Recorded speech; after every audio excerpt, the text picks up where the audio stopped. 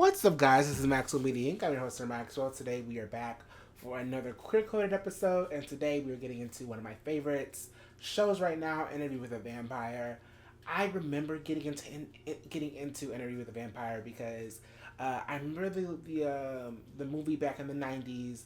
Obviously, I watched it in the 2000s, so when I was born, but I watched the '90s movie with Brad Pitt, but like I kind of half watched because I wasn't really paying attention. But you know, but fast forward to today with the show. As most things, it started off as a viral clip on Twitter because I was scrolling through and I saw that out of context clip of them making out and levitating, and I was like, "What is this, honey?" So I was like, "What is this?" They said "Enemy with Vampire." I looked into that, and the rest was history. So I watched the show and I completely fell in love and became obsessed. So that's my story of kind of how I got into it. Like, Al, like, how did you hear about the So show? I just sort of heard about it through like the gay grapevine, like I've talked before a lot, probably maybe too much, about like queer coding in a lot of characters and their backstories and history, in like various pieces of media, and ultimately, like I kind of get like as much as I loved getting into all that, it gets a little tiresome when you're constantly waiting, being like, will this be the day I've been waiting for? Where it I invest in like the queer coding because I think it eventually it'll lead to some sort of confirmation, some sort of something, and it can get a little tiresome, in the constant wishy-washy waiting. But like this, it finally like from what I know, Interview with a Vampire like was queer. One of those stories I was always told is like so heavy on the gay subtext, and I was like, okay, I'll put it on my list. Never got to it. I think we can all find that relatable.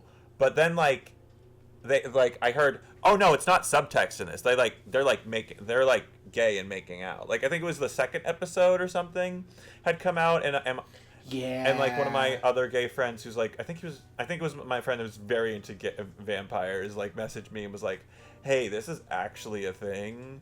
And no, wait, it was another friend of mine because of like Louie's like race change from the books, and like they got the guy from Game of Thrones, and we also, my friend and I, were also very into Game of Thrones. So the fact that he was like the guy who played Grey Worm on Game of Thrones was getting this big acting break, especially after the complete shitting of the bed that Game of Thrones was. I was so happy for him. I was gonna be seated for the show, like for him. Like I cannot, like, Grey Worm was one of my favorite characters on Game of Thrones. His relationship with Missandei was so beautiful and intimate. It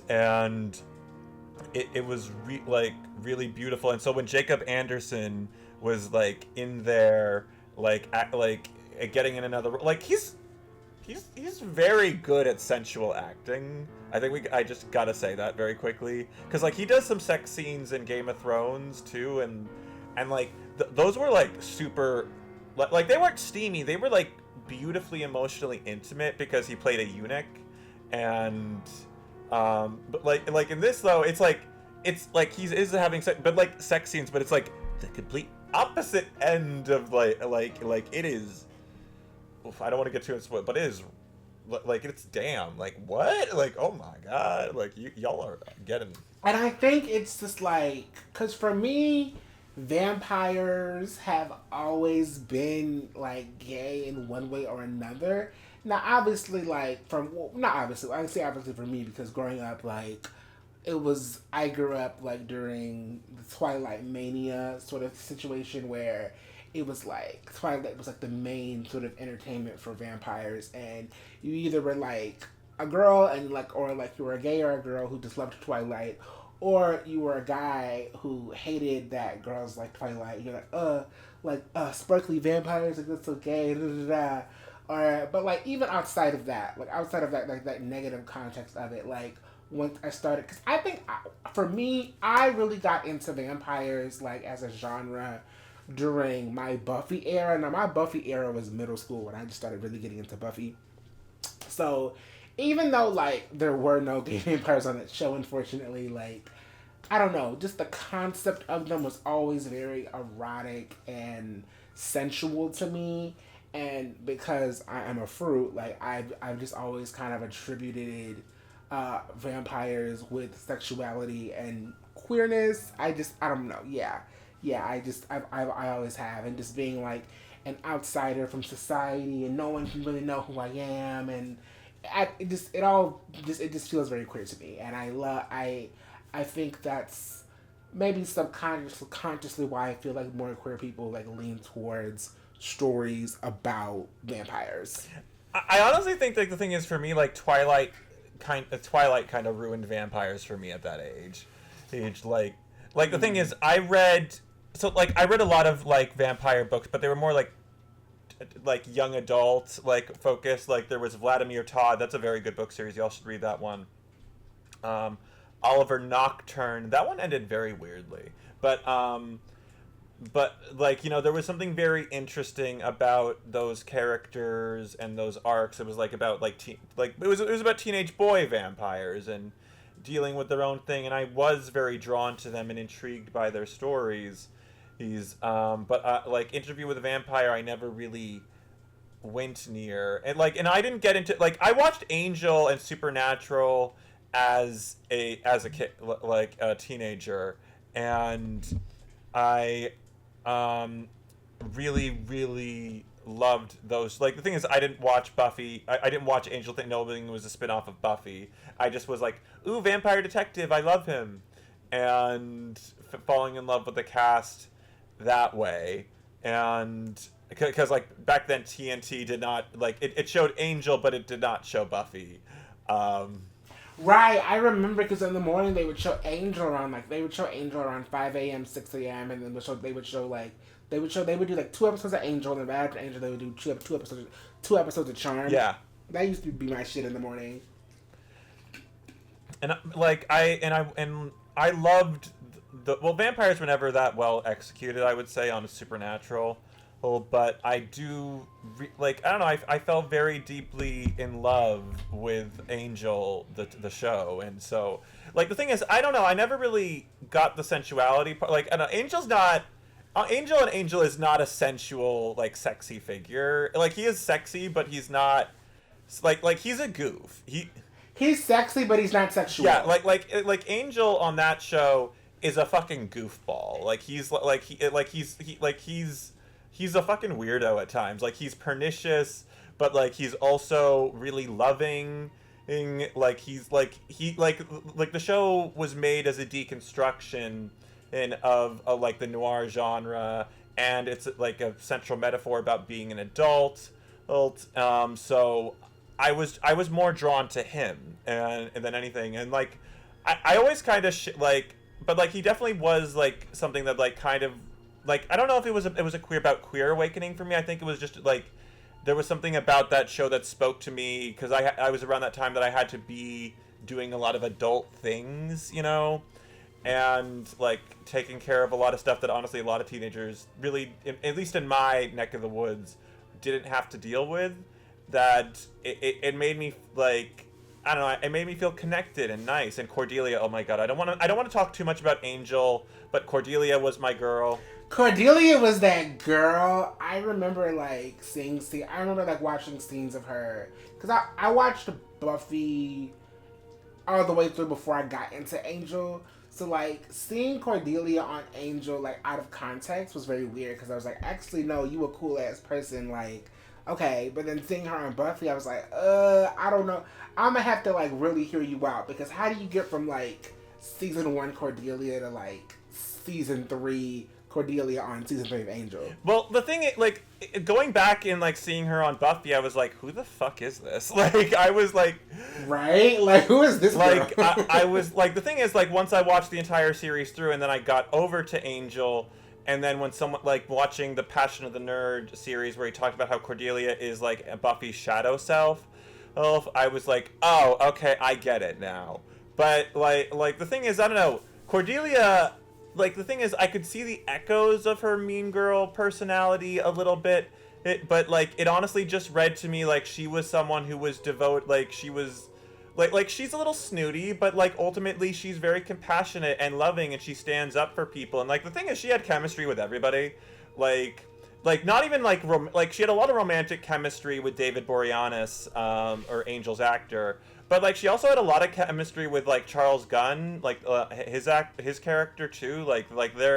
They have this bonding episode in season 2 that's one of my favorite episodes, and like they honestly, like they immediately just develop a bond where it feels like, wow, you two like just met yesterday, but it feels like you know each other for years. Like it was. And it's like, It was just great, and like they really did evolve Wesley and Cordelia's relationship as well, and like where they started off as like this weird, like it was also like, I don't know, it was weird because like I like going on to like Buffy, like Wesley and Cordelia do not resemble themselves on like from that show to this show at all. Like, because like I may be misremembering, but it was given that like Wesley had a crush on Cordelia, but like, baby, aren't you like the librarian? Aren't you the high school? Yeah, librarian? that was a very like credit. They said this was a bomb. They got rid of it, and so I was and like they only like referenced the kiss one time when Cordelia, like when Wesley comes in season 1 to sub in for the actor who got like kicked off the show, who was playing, and ironically, though, like, I don't know if a lot of us know this, but the actor who played Wesley is married to the actress who played Willow. Yeah. They really loved hanging out together, and whenever Willow would cross over onto Buffy the Vampire or Angel, and that only happened twice, but it was fun when she did, and. Yeah, I think the second time she just came to say that Buffy died. Like, hey guys, I'm just going to say Buffy died. The first time was to come over and say Buffy died. The second time was to reinsult Angel in season 4. Oh, okay. And but the thing is, I hated that because like that was the last time Willow and Cordelia got to interact, but Cordelia was possessed at the time, so it wasn't even Cordelia. Don't get me started on season 4 of Angel, because it's the worst season for a lot of reasons, and I like we could do a whole podcast about that, but like we really could. Angel. Back to other vampire stuff before we get into like, the Angel was my love. Twilight kind of ruined vampires for me for a while. Got into zombies with The Walking Dead. And I love gay shit. When someone told me gay vampires with Interview with a Vampire, I was like, ooh, I'm seated. I will also say, though, I've never saw the Tom Cruise and Brad Pitt movie. And I don't intend to now, knowing stuff about those actors. It really wasn't nothing. You're not missing anything. Like, I wasn't really paying attention, but I could tell that they, like, it was very much going off of the book in terms of, like, we're not going to be explicit with it. We're going to be, like, subtext. But it's, like, it's so odd to me. Because on one hand, it's, like, I wish it wasn't so subtext. But on the other hand, it's, like, well, when you actually look at it, I mean, you have these two men living in a house together, sleeping in the same room, and raising a child. And it's like, that's giving kind of gay. But, like, it's like, I think it creates a dynamic where it creates a lot of tension for me, because it's like, okay, we're in this dynamic, but, like, who's gonna say it? Like, okay, we're here, but I actually need y'all to, like, so it's almost more frustrating for me because we're so close to something, and, like, we're right at the line. If you literally go 1 inch further, you would go over the line. I want you to go over the line. You're right there. Yeah, it would like that's like my frustration with like so much of the like queer coding / queer baiting. Like it, like I know there's a difference. I know YouTube but like I'm just saying I get sick of it. I think I think we all get sick of it, and like honestly, like we'll get into the problems the series has. But like it's just kind of nice, honestly, to just have it be confirmed, to just have it be that, you know, like there's no questioning, there's no are we sure about this? Like it's just the thing, you know? Like yeah, I think like another show that really like kind of gave me, well, cuz like, not to get too much into like the Vampire Diaries universe, 'cause I never watched the Vampire Diaries, but I am a fan of the 2 spin-off shows, The Originals and Legacies. And one thing that really bothered me about like the originals is that you have all of these fruity ass vampires. And by fruity I mean like because vampires in like the mythology of vampires, like they're really old. They're essentially just really old humans. A lot of them carry like a sort of old man sort of vibe, not in the sense of like they're elderly, but in the sense of like they're just an old timey sort of guy. So like we've talked about on this podcast before about how 100 years ago masculinity was very different, and in 100 years from now it'll probably look even more different. And I think like the sort of like artsy, aristocratic, sort of like I'm gonna be painting in the sun garden while drinking my wine sort of vibe. Like in modern day, like in the 2020s, it's a very queer coded sort of vibe. So when you have like guys like that on screen, it often to me gives a certain vibe, even if it's not that vibe. But I think that show actually did have like a gay vampire character, and they were just determined to screw that man over every chance he got. They even like I think they tried to give him like a little werewolf love interest in season 2. Completely ruined that. They completely did a barrier gaze. It was what Julie Plec, you will never know peace for what you did to Josh and Aiden on that show. Like, but anyway, like she's not getting any peace for what she did to Bonnie for me. Look, I don't look. Julie Plec will never know peace. I don't even look. Like she's going to the hospital.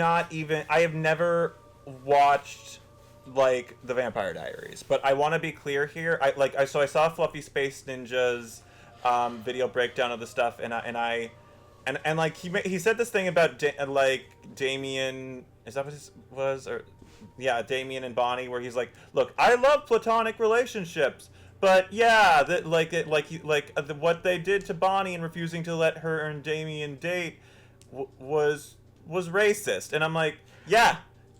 I think his name is pronounced Damon. Yeah, Damon. Like they should have and especially like even just like little scenes I'm seeing like why aren't they dating? I'm like look, I'm always the one out here saying we need more platonic male female friendships. But like watching the like even the brief scenes, I'm like, wow, they are just dripping with chemistry. Like why aren't they dating? Like and the answer is racism, especially like that interview with Kat Graham. And the showrunner, like I don't even want to remember her name. I want to like Kat, like the fact she talked over Kat Graham, like just like I was like, wow, you really hate her, like you really hate this poor nice Jewish black girl. Like what is your fucking problem? Like she has a lot of issues with women on screen. I that could be a whole other podcast, but yeah, like Justice for Bonnie. Okay. That's episode. Justice for Bonnie. Justice for everybody she fucked over in that universe.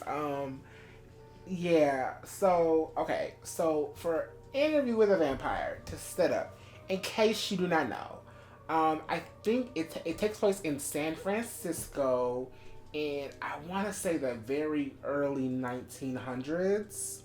Yeah. And yeah, so early 20th century vibes, and we follow Louis. His name is French, so I'm sorry, French people. I'm gonna butcher it, but his name is Louis de. I'm gonna look it up right this second because I don't want to butcher it. Louis de Pont du Lac, that's his name, and he is a black man in San Francisco. Now, originally in the books and in the movie, he was not black, so a lot of people were very concerned that he was black. I think a lot because of racism, but also there were some people who were genuinely like, how is him being black gonna work? Because it's like Lestat kind of treats him like a love slave a little bit. So how are we gonna navigate that? You know, how are we gonna navigate him being a little possessive, a little abusive? How are we gonna navigate that with Louis being a black man? Because we don't want. I feel like they were like, we don't want to give like, you know, Lestat as racist vibes. You know, we don't want to give that. So I think I for the as someone who's black, I for the most part think that they handled Louis being black really well. I think it fit into the story really well. I think that it gave him a whole new motivation for desiring being a vampire and power. I liked that a lot. I also. Yeah. I like that a lot, and I think that they naturally wove that into the story pretty decently. Yeah, I definitely feel that, like, because he was like he's like my favorite type of character, like when there's an intersection of marginalized identities, and it's like there's this Iceman quote from the X-Men comics where he's like, I just want, like, the reason he was like closeted for so long, and like when, like, he's like, I just wanted one thing in my life where I wasn't like oppressed for, or didn't put a target on my back. Like, it was such a heavy line that spoke to me probably more deeply than almost any other line I've ever read in fiction, outside of this one line from Angel about like if nothing matters, that all we do, or what, yeah, like I forget the specifics, but it's a good quote. But in regards to this, it's like Louis is such a strong character in that function. Like he, yeah, like, so when he gets that power, there is a catharsis. There is this revelation in this meaningfulness to that, because it's not only like the thing is, though, I think it's definitely like liberation for him sexually, though I don't like I think it also gets into like he's not quite liberated racially, like because again, like, it does get into how like as a gay man he is isolated still, and he, I mean, like, you know, but like as a community, like black people as a race in his community are still targets, and that comes up in its own thing later on for him, and it is like interesting, but I want to wait till we get to that. But I think they did do it well, like, as much as like I'm white, so like I'm not the expert on this part of it specifically, but I do, especially, like, the thing is, I know the original Louis from I'm pretty sure the original Louis in the novel was like basically owned, he was a slave like owner, a plantation. Yeah, like he owned a plantation and was a slaver. So yeah, and I think like this period that they set it in is like I like 40 years. I don't know if the Civil War happened before or after. After, because it's like it's early 1900s, so the Civil War happened after. No, I'm talking about the books. Okay, yeah. And the book, I'm not sure, because I don't know. I didn't read the book. Yeah, like, so I don't know like what the time period was in the books, whether it was post or pre Civil War, and because like some people are like, well, does it really matter? I'm like, well, yes, sort of like well, yeah, but I'm just like saying like he would be like slavery did not disappear from the South even after the whole Civil War thing. So like that's not like it's didn't Maryland. Yeah, I think didn't Maryland still have slaves? A lot of people still have slaves. Yeah, but like I think Maryland was one of those places. Yeah, like, didn't they not secede, but they still had slaves, and that's why actually I remember there was like they referenced that on Veep or another show or something. I think in the show they had it where like Louis got, because like he was more well off than other black people, and I think it was because like his father or his grandfather was like a white slave owner, and he like, you know, did his thing with the slaves, and that's where Louis' family came from. Yeah, they did briefly mention, like, so they are still sort of. Yeah, because I was like, did I make that up, or didn't they say that on the show? Yeah, it's yeah, like I do remember that, like, at least in the beginning of it, but like I don't remember the specifics. Like they were very heavy. Like, I'm sorry, my brain just like will always probably go more to the sex scenes. I hate to be like that, but don't worry. We gonna talk about some things. We gonna talk about those scenes. We gonna talk about them for sure. I just wanted like set everything up first. I do want to say. Well, also the daughter's electric act. The daughter is such a, like, the girl who played the daughter. I really hate that she's not going to be in season 2. Oh man, I was so disappointed. Me too. I was like, no. I was so disappointed. No, I was like, no, she ain't. She was everything. She was so good. I am rooting for the new girl, but I'm just like she was so good though. Yeah, like she had such like masterful energy. I'm surprised she did not win an Emmy. Right? Like she was so good. Speaking of casting, I really, really, really want to give my props to Jacob Anderson, who plays Louis, and Sam Reed, who plays Lestat. from what I understand, both actors are, you know, straight or whatever. But like I've said before, I don't have issues with straight actors playing gay as long as they commit to the role. And let me tell you, these two men, they very, very, very, very much committed to the role. And from what I can understand, they became really good friends off of this. So, shout out to them. They're great. I love everything that they're in. They're amazing. Yeah, they really have to did deliver so well. Jacob Anderson, I don't know, Jacob Anderson is just I knew he was a talent on Game of Thrones, but this really probably has me literally thinking he might be one of the best actors of our generation. I'm not even exaggerating. I can believe it. I could definitely believe it. Yes, and then ever since the show, I've been going down the Sam Reed rabbit hole, and I'm just such a fan of him. I love how he's able to just portray very dramatic, contrasting emotions, and how one minute he could be so sweet and and then the next minute he's manic, and it's just I really didn't expect the character to be so funny. I often just find myself just fucking laughing because I'm just this man is so hilarious and so unserious. That scene where they're talking about, I guess, their boundaries, and Louie is so you're fucking other people, so can I fuck other people? And then Lestat is looking at him, and he just has this blank stare, and he's he takes a pause. He's like, of course, of course, of course. And you can see in his eyes, you can see him slowly descend into madness with each of course. It's oh my, this, they're hilarious. I cannot stress enough how much I love these actors. Perfect casting. Yeah. It was so phenomenal in how they managed all of that. It's just I don't know, the relationship dynamic was always just fascinating to watch. And they did go through so many highs, lows, and especially I also have to give Jacob Anderson extra props for how he was able to contrast his present day and his past self. Oh yes. I don't know, I just found that very, very fascinating about how he went about that. That you really did feel like he was a different person. And also I have to we know the acting was top tier, amazing. Break the rules, give them Oscars, not Emmys.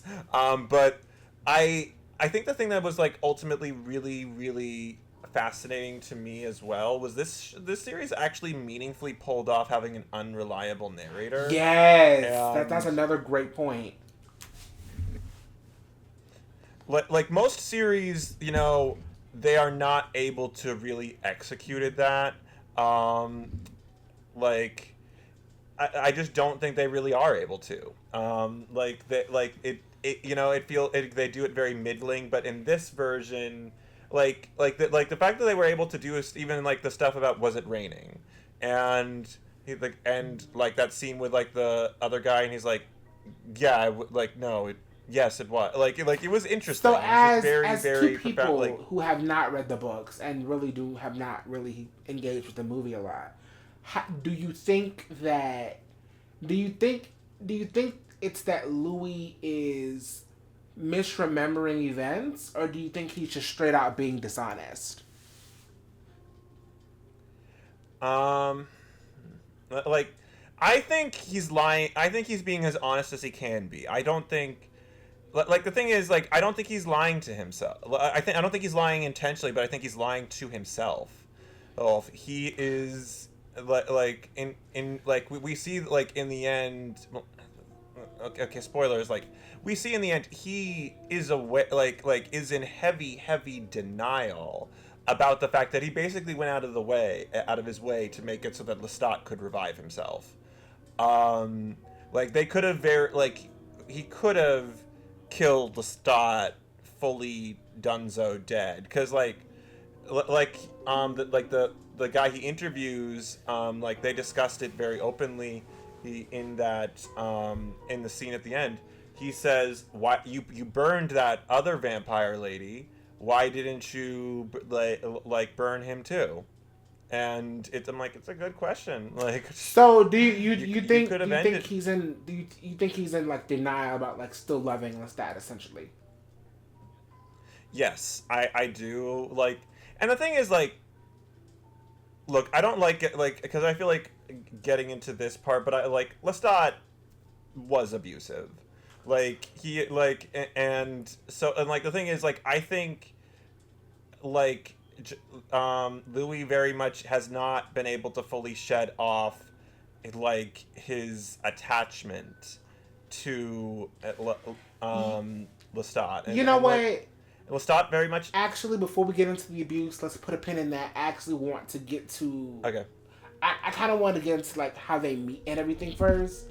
So basically, the rundown is that Louis runs a brothel, and I think I find that so interesting because it's like he basically he's using it as a way to empower his community in a sense where it's like, okay, if you're not gonna hire people who look like me, I'm gonna employ myself and I'm gonna hire, who I want to fucking hire. And I remember there was that scene where, he was kind of being forced out of the establishment because like it's giving whites only, whites only, whites only. Even though he is a powerful man of influence in his community, he's still black. So I like that he kind of has that moment where he's like, you know what, fuck this. I'm gonna have a colored, I'm gonna have a colored only sign outside my little brothel, and I at least throughout like the first part of the show, I liked them focusing on his entrepreneurial like aspects about him, creating economic wealth for him and his family and people who look like him. And speaking of his family, I do want to get into his family too. How do you feel about his family, like his brother and his sister and his mother? I think I don't know. I really liked them. Like I think there was definitely an interesting story there, especially like to go back to like the racial aspect a little bit. I definitely think it did elevate it because like he is like in many ways like has been the thing keeping things together and like it's not just like the threat of poverty. It's the threat of like I got that sense like they are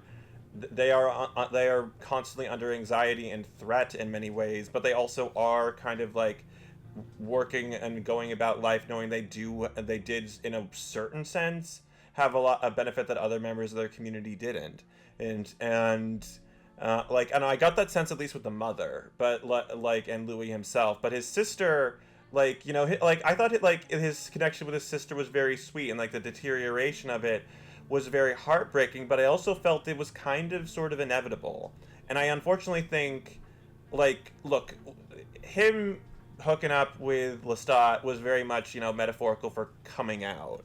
And the unfortunate matter of the fact is that coming out very often does leave you disconnected from your family members or from the people you love. That's a really good point. And before I get into the sister, I actually do want to talk about the brother for a moment because the brother, I think it's very clear the brother struggled with mental illness, and I wanted Yes. to actually ask you a question because this has been in my mind since I rewatched a couple of weeks ago.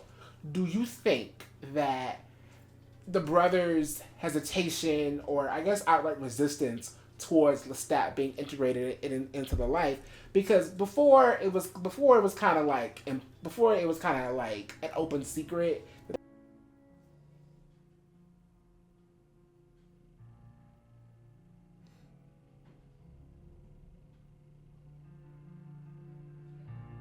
Table, and basically the brother has an outburst like, "Who are you? Who is this man? Why have you brought him here?" He essentially calling him out to be this sort of like devil or charlatan or whatever. And Lestat is just kind of cunty. He's just like, yeah, oh, yeah, whatever, sure. Like he's playing it cool, and everyone's acting like he's being rude. They tell him to go shut up and whatever. But in my mind, I'm like, now did that come from a place of homophobia and like, oh, I don't like you because you're gay? Or did it come from a place of I actually can see through you and I know that you're evil, and I know that you're evil. Like what do you think it was? So like I had like mixed feelings on that. Like the thing is, I look when I usually analyze media, I do go for like multiple interpretations kind of thing to get like like open sense. The thing is, there is a voice in my head that sort of speaks like and says the homophobic bias was probably at least to some degree. But like the thing is, I also kind of wonder maybe in a sense like his this I don't say this like I think it's like canon, but I'm just bringing it up because like in other it is a trope where like being mentally ill can sometimes make you sensitive to mystical stuff in stories with magic. Yeah, I was thinking that too so a little bit. Like maybe his mental illness let him see certain things that other people kind of didn't. Yeah, like, because, like, I mean, we going back to Buffy the Vampire Slayer for a second, whenever Glory would, like, brain drain people, and then they would be able to tell that Dawn was the key, because they could see, and, you know, like, and the thing is, like, even in real history, like, the Oracle of Delphi in ancient Greece was, like, regarded as, like, the soothsayer, like, literally, like, the direct mouth of, like, Apollo, and the god of prophecy. But like the thing is that the women in Delphi, they were basically put in a cave with a gas leak. And they were hallucinating and they're having a mental deterioration, and like their visions and their prophecies were really just, you know, like brought on by decline of their own mental health. But more than anything, I think like, and the thing is like, look, as someone with an anxiety disorder who is autistic, I definitely think like we can't, like people who are neurodivergent can sometimes pick up on things that neurotypical people don't pick up on and get like a sense like something's kind of wrong here, and like and very often time like, because the thing is I think a lot of neurotypical people either don't pick up on or they've like learned to push down that instinct. Yeah, because there was a sort of like, because there's sort of a lack of regard, or like not even a lack of regard, like he just kind of doesn't have those same social cues that everyone else does. Everyone else is probably thinking, oh, in their head, oh yeah, he's, you know, a little fruity, okay, whatever, but I'll be polite. And the brother's like, no, I'm not gonna be polite. Like something's weird with you. Like something's off. Like what's going on? Yeah, there was something, and the thing is like, ultimately his brother was right. Like his brother got a bad vibe. Whether it was like magical sense, whether it was homophobic, like maybe it was like I don't know, even I'm sort of like thinking back to you know, the Quiet on Set documentary with like how Drake Bell's father. Yes, I just watched that like 2 nights ago. Ooh, that's so fresh. Oh yeah,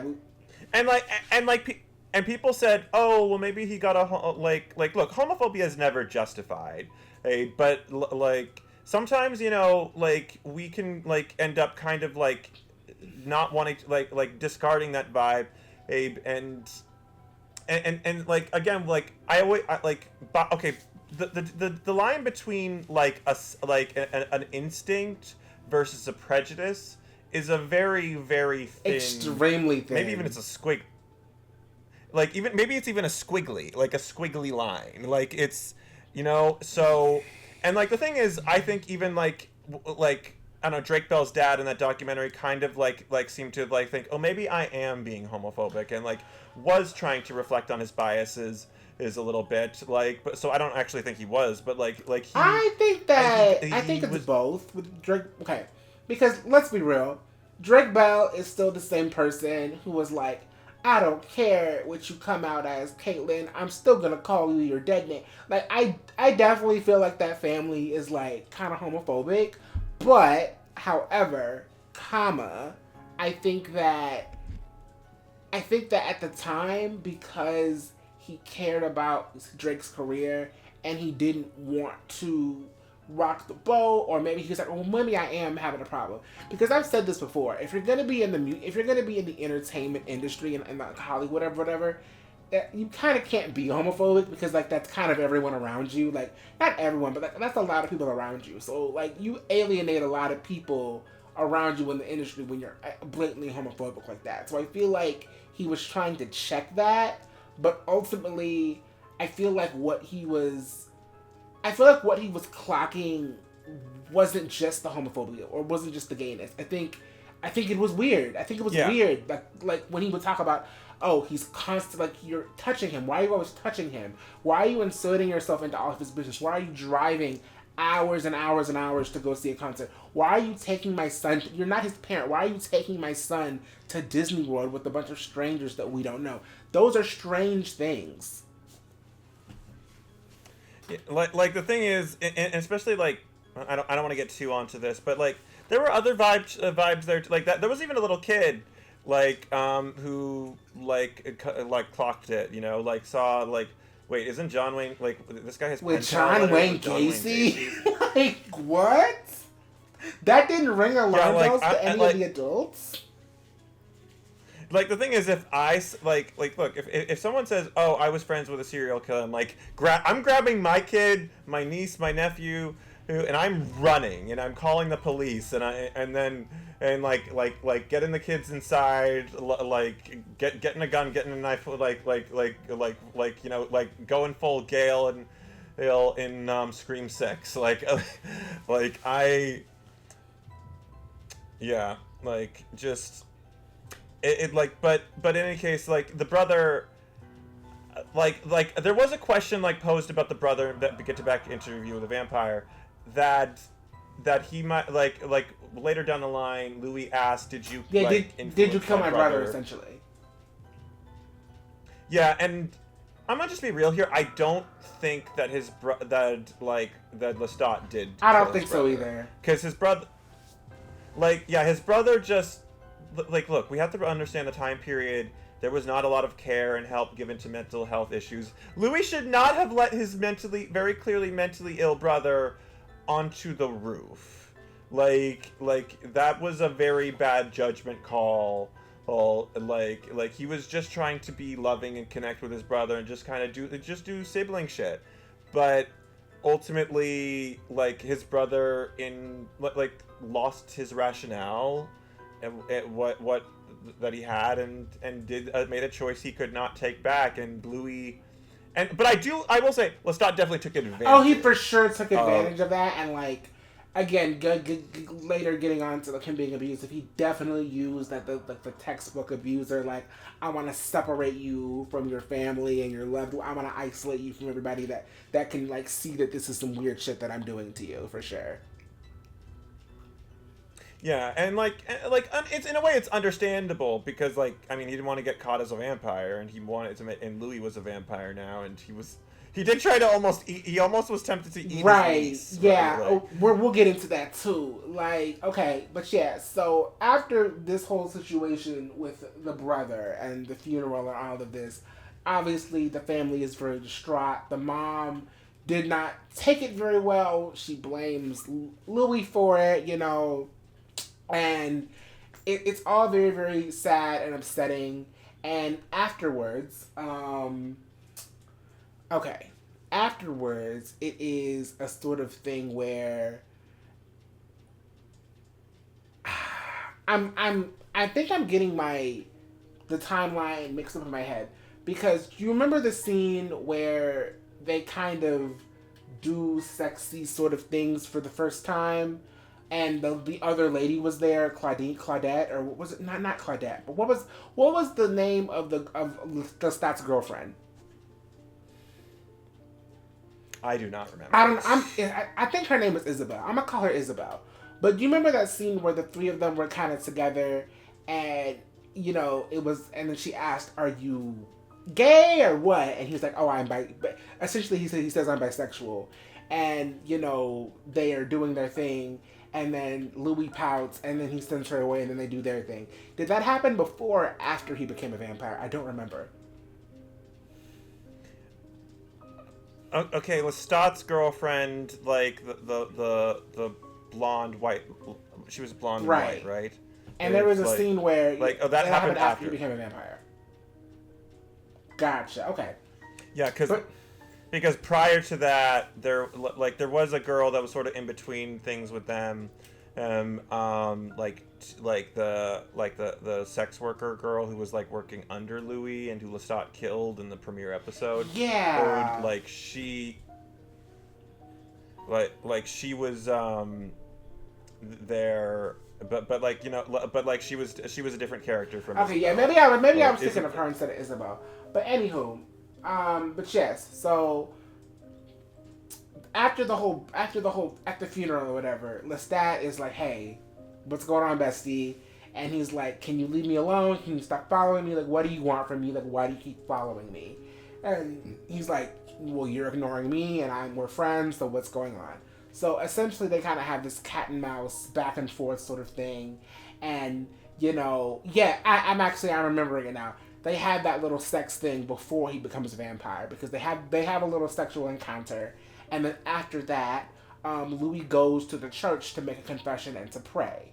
And he's like, I am, this is what's going on. I've done some gay shit, whatever.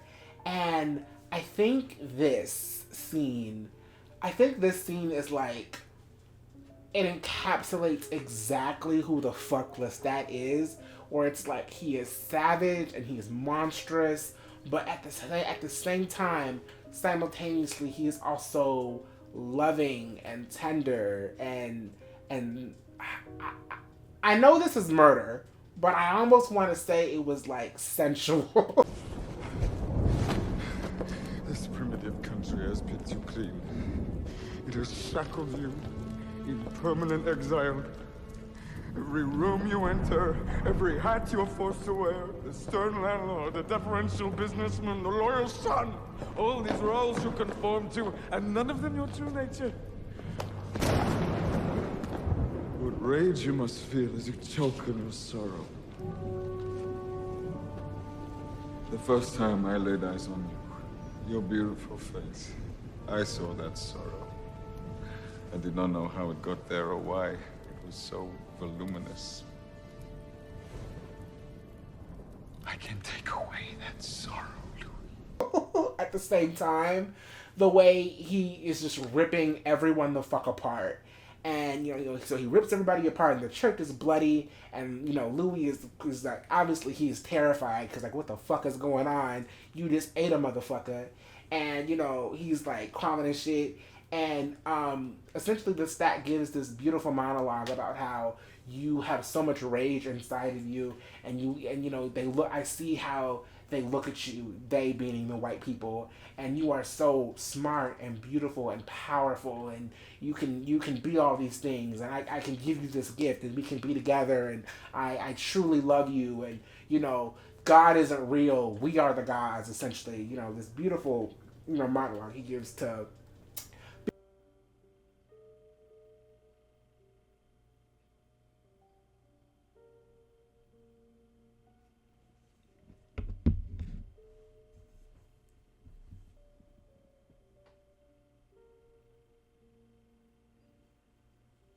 I think he understands, like, it means leaving something behind, and that it's a choice he cannot go back. But, like, ultimately, like, I like, in a weird way, like, I think he deserved to be able to, like, have that power, or because, like, I think a lot of us deserve to be able to have that freedom, like, have that liberation, and to not have that yoke on your neck. And um it did make me feel like I got a lot of the catharsis, like, seeing that with him. And like, like, on a lot of levels it was the end of his life in many ways, but, like, it was freeing for him. He got to, like, make and choose his own destiny and go about his life as he, like, wanted to more, or although he in a way also became bound by in another way. But it was like, I don't know, like, yeah, like it was hot, like him murdering a bunch Like, of people. I hate to say it like hot, that, like, but, like, y'all know what I mean. Like, it was just like something about it was so hot, because essentially what was hot about it to me was that you have Louis sitting there essentially hating himself because, like, I've done this wrong thing, when all he did was, like, have sex with someone who he wanted to have sex with. That's not wrong, but he's there essentially, like, shitting on himself, punishing himself.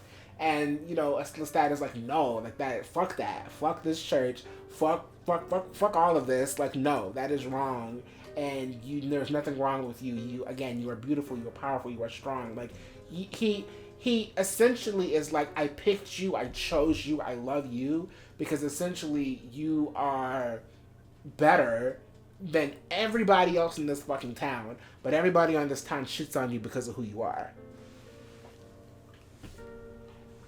Yeah, that definitely gets that like feeling like, and like the thing is like I think sex and death, unfortunately, like, do have like a bit of a tie to it in many ways. Like you know, I think we are attracted to the dangerous, like or a sense of danger in the very least, and I I still think about like so like that there's like in the first episode of Mad Men he get like Don Draper is given basically a thing for it to be like, oh, like this what's our commercial angle for this, and this woman's like, oh, research says smoking is going to kill you, but like we also hear that like people like the thrill of death and skating towards the edge and stuff, and like she's like, you could use that in your marketing, and he's like, we're not fucking doing that, like we're not, like he's like, people don't want to be told this is going to kill you, that this is dangerous. Is there, like, cause like it was the 50s and 60s, like they don't want it like to be out there and be like admitting the fact they like people can like danger, but there is truth in what those like people were saying. Like I think we do yearn or go towards like things that like kind of entice, like because like it only like you only really like feel alive at times when like the possibility of not being alive is in your face. Yeah. So like sex and death do get intertwined in many ways, and so like again, like vampires have always very much tethered that, yes. like the sexuality tied with the danger, and that's like even like in the older like even like I remember I did read Dracula. And Dracula, like, is, I mean, like, well, Dracula in the, like, the story is very old and whatnot, but, like, he was, like, making moves, like, on the main guy. Like, he was very much making moves on him in, like, the beginning of the story in the castle. Like... Shout out to the Castlevania stands. Yes. So, after this, Lestat gives him what's known as the Dark Gift, and becomes a vampire, and after this his life sort of shifts and changes, but like with coming out, like that happens, like your life gets better in one way and it might not get as good in another way. So like maybe you lose your family, but then you kind of find a whole new sense of self and like self-actualization and power. So his family starts to like not like stop fucking with him completely, but like they get really distant because, you know, as a vampire, you're really only coming out at night or whatever. At least in this version of the story, you're only really coming out at night. So, okay, that means the family's like, okay, well, we never see you anymore. Like, what's going on? Like, why can't you come to this? Why can't you be here for that? And he kind of can't explain because, again, he's a vampire. You got to keep a secret. And then on top of that, Louie is teaching him how to be a vampire, and because vampirism is so closely tied with sexuality, it is essentially kind of coding for, you know, teaching Louie how to be gay and like how to, you know, move through the gay world. I guess that's kind of what's going on, and on top of that, he's also empowering Louie economically because they become business partners. And they take his business to a whole new level. Because, you know, Louis, as pretty much most vampires are in media, he's super fucking rich.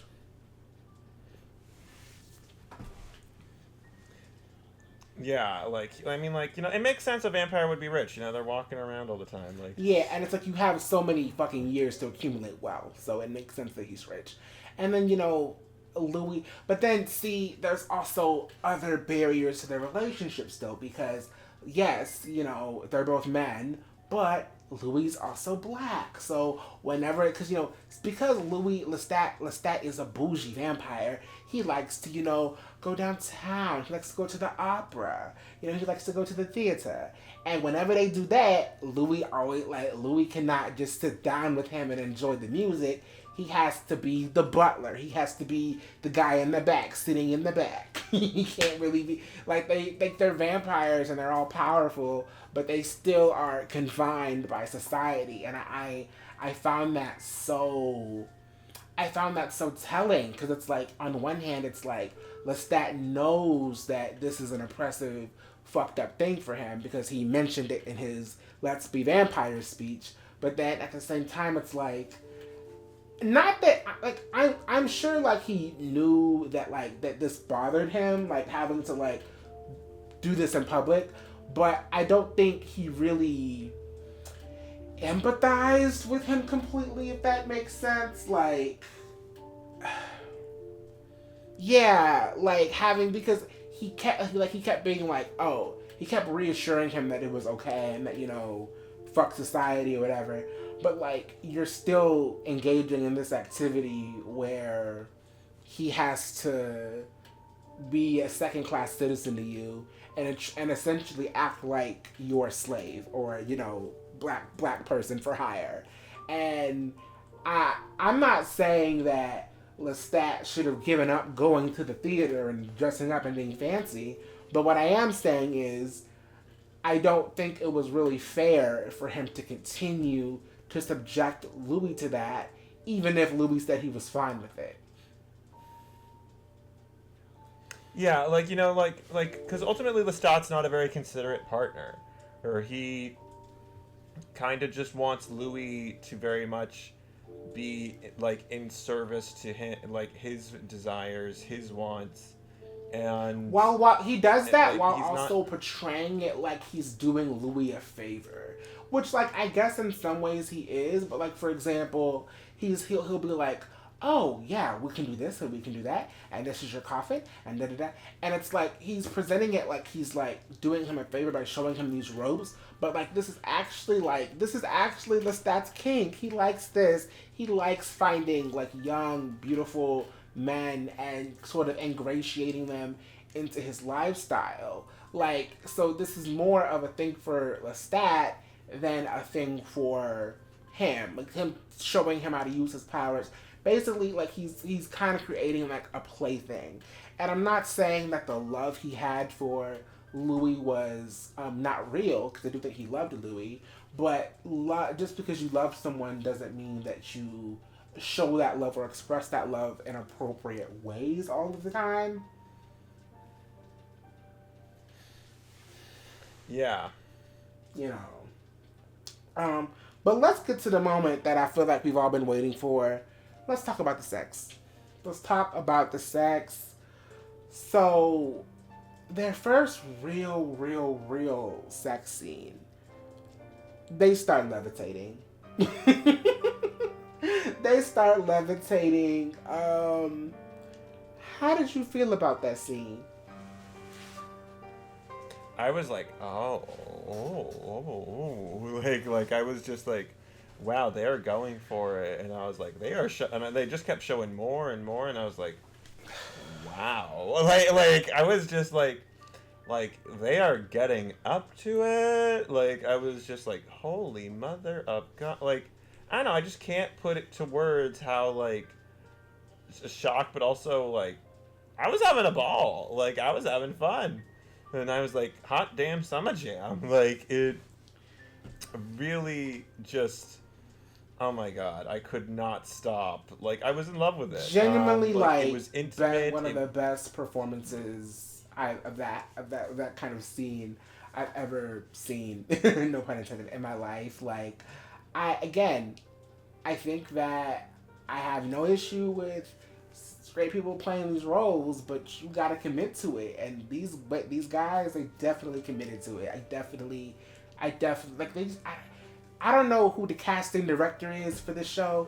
Shout out to you, whoever you are. You need a raise, because you struck the jackpot when you cast these two guys together. Like they're just phenomenal. Even like, I have a friend who's like not really into like sex scenes like that. Like this friend is like most of the time for them, a sex scene is not needed. And even they were like, whoa, like this just, and it enhanced the story and the experience like so much. Well, yeah, like it was like intimate and like and ultimately it was necessary. I do think there's like there is a bit of an overcry at times, like and like we are, I watched Princess Week's like new video briefly, and like she did briefly touch on this, that we're kind of having this conservative backslide a little bit. It's like, and it's understandable given all the intimacy abuses within Hollywood. But it like the fact the thing is, like, I did not expect we would get something like this, like, because like I do think like a lot of people have become very sex negative for good reasons and for some bad reasons, and it's like, and it's, but like the fact that it was so sensual, like, and the thing is, like, it is important for Louis's character arc. You could not communicate his sense of liberation and his like and like the temptation that Lestat was supposed to pose if it was not hot. Like, I'm sorry, but if it was not sensual, if it was not salacious, if it was not sultry, I'm using a lot of like flirty adjectives, but basically, you know what I mean. Like if it was not something that got you a little steamy, like, oof, then it was not going to do the job. It was not going to communicate the sense in that relationship, in these characters, and like, because sometimes sometimes look, the romance genre is its own thing. It has a right to be its own thing, but sex scenes can matter, and this ultimately does really prove it, because like you could not have the same narrative, you could not have the same character awakening or the same effect without going into that, and it was very, very, very effective. If like I'm surprised, honestly, there hasn't been more like art like made like with them as like a pose reference, because like, damn, like Lestat and like Louis were like it was like gobsmacking. It was it was quite revolutionary. I also like that, like, they pretty much subtly confirmed that Louis was a verse, because when he was making the coffin joke about, you want to be on top because I don't care. Like, I don't know why Sam Reed made the character like so uncannily funny. Like, I just yes. After the big sex scene, they have a couple of really great sex scenes on the show, actually. But now the story sort of focuses on them, what's the word? Acclimating to like being a couple and what that means. So obviously we talked about them being out in society and Louis being black, but also let's talk about their fidelity, because let me tell you, these boys get really jealous. So as we stated earlier, like, there is a little bit of a difference in the relationship, because Lestat is bisexual. Now, as a bisexual, I'm just like, I just felt so seen. I'm like, bisexuals, we really won. We really, really, really won, because Lestat was definitely like that girl, like, for the bisexuals. Like, he really is the people's champion in that arena. Love that for him. Love having another iconic bisexual character in Lestat. That being said, that kind of created a little bit of an insecurity for Louis a little bit at first, because again, we're gonna call the other girl Isabelle. Whether that's her name or not, I don't know. But her name on this podcast will be Isabelle. So he's like, hey, so you're fucking Isabelle, like, what's up with that? And he's like, well, you know, I love you and you're great, but I have certain appetites that I like, so I kind of want something different sometimes, essentially, is what he was saying. From time to time, I like a little variety. So I can fuck whoever I want.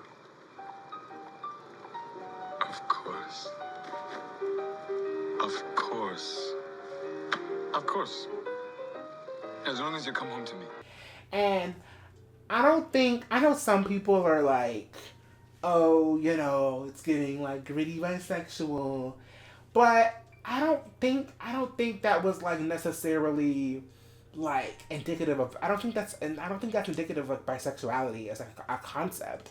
I just think that that's more of a Lestat thing. Like that's more of a that's a Lestat's personal appetite thing.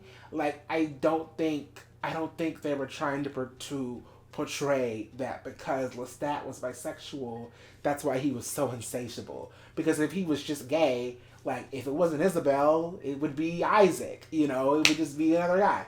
But you know, like the thing is, ultimately, I think where this is by premise, it's going to be a queer relationship, and like the thing is, like I definitely could does I think in arguably could fit into the salacious, violent, bisexual trope, but like the thing is, we gay people also kind of have the trope is not exclusive. Like there are nuances to both, but it is not exclusive to this would say Lestat actually was gay, kind of sort of same problem. Exactly. Basically what I'm saying is Lestat being like a grimy bisexual. I don't think that's them trying to perpetuate bisexuals. That's like these sleazy, crazy maniacs. I just feel like that's who Lestat is, and he just so happens to be bisexual. So if you're taking away a negative connotation to bisexual from Lestat, that's not Lestat's problem. That's you that's a you problem. Yeah, it's. I mean, I don't want to be down on people for that in specific, because I know it can be a very intimate thing and personal thing, especially this trope has been a problem. Oh yeah, for sure. In a lot of ways. But at the same time, I'm also look, the premise of the story is Lestat is is a manipulator, is salacious, I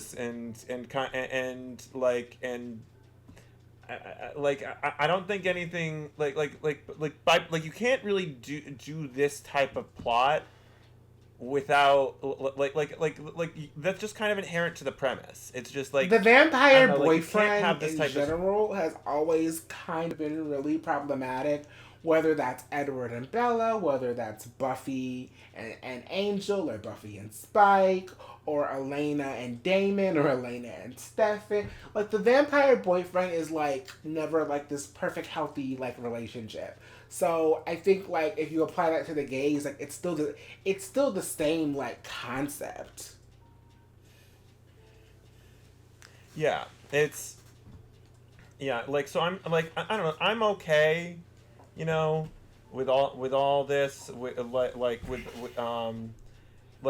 because ultimately the thing is, I think where the problem where these tropes are is when it's not necessary. But where it feels it feels like you could have avoided that. But the thing is, this is inherent to the premise. So look, I find this the story is very interesting and fantastic, and I guess that I mean the thing is that it's a very inter-family personal kind of conflict.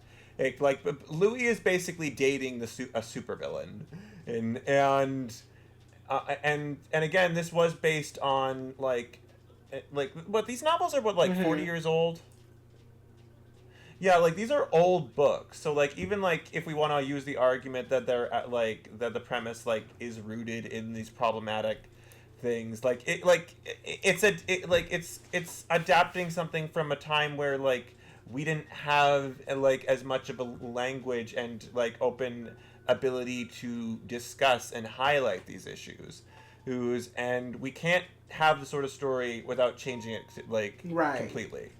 So they're trying to tell the same story, but and honestly, look, even if they told it in queer code, I would rather have it just be out rather than oh, we're not actually doing the homophobic or biphobic tropes because they're not actually canonically gay. I'm I would rather get some sort of you'd rather them get it a little wrong than them not even try at all. Yeah, and and I'm and also I feel people don't kind of register. I don't know. I get into this with people who constantly hate on old school Deadpool a little bit, where they're oh, he represents a bunch of homophobic and biphobic and panphobic like stereotypes, and I'm like, yeah, in certain moments, but like he was also like, again, that's a bit of the time, like the 2000s and 90s he's for him, but also like he had a lot of genuine real moments in there that I feel like we're dusting over her. And also the fact that like I'm just saying, I've seen worse in more modern times, because like I feel like we don't talk enough about like actual really like the like inexcusable kind of like Prisoner and One Punch Man. What but I want to stay on Prairie Prisoner because there is emphatically no reason. Like it's literally the guy is constantly like his whole motif is like, I'm a guy who lives in prison and rapes other men into being my boyfriends. Like that is why like I'm like, that is so homophobic. Why in any veracity do you need to do that? Like the thing is, but like he's not even a major character. Like it's like he has nothing to do with the One Punch Man. But in regards to like Louie and Lestat are the main characters. This is their story, and ultimately, like, look, you can be a good or like anyone. Like I feel like ultimately liberation is being able to for in many ways, or at least the step onto liberation is being able to explore ourselves as both bad and good people, as both the potential for being a perpetrator and the fullness of the experience of what it is to be a victim. And I think that Interview with the Vampire thoroughly explores that.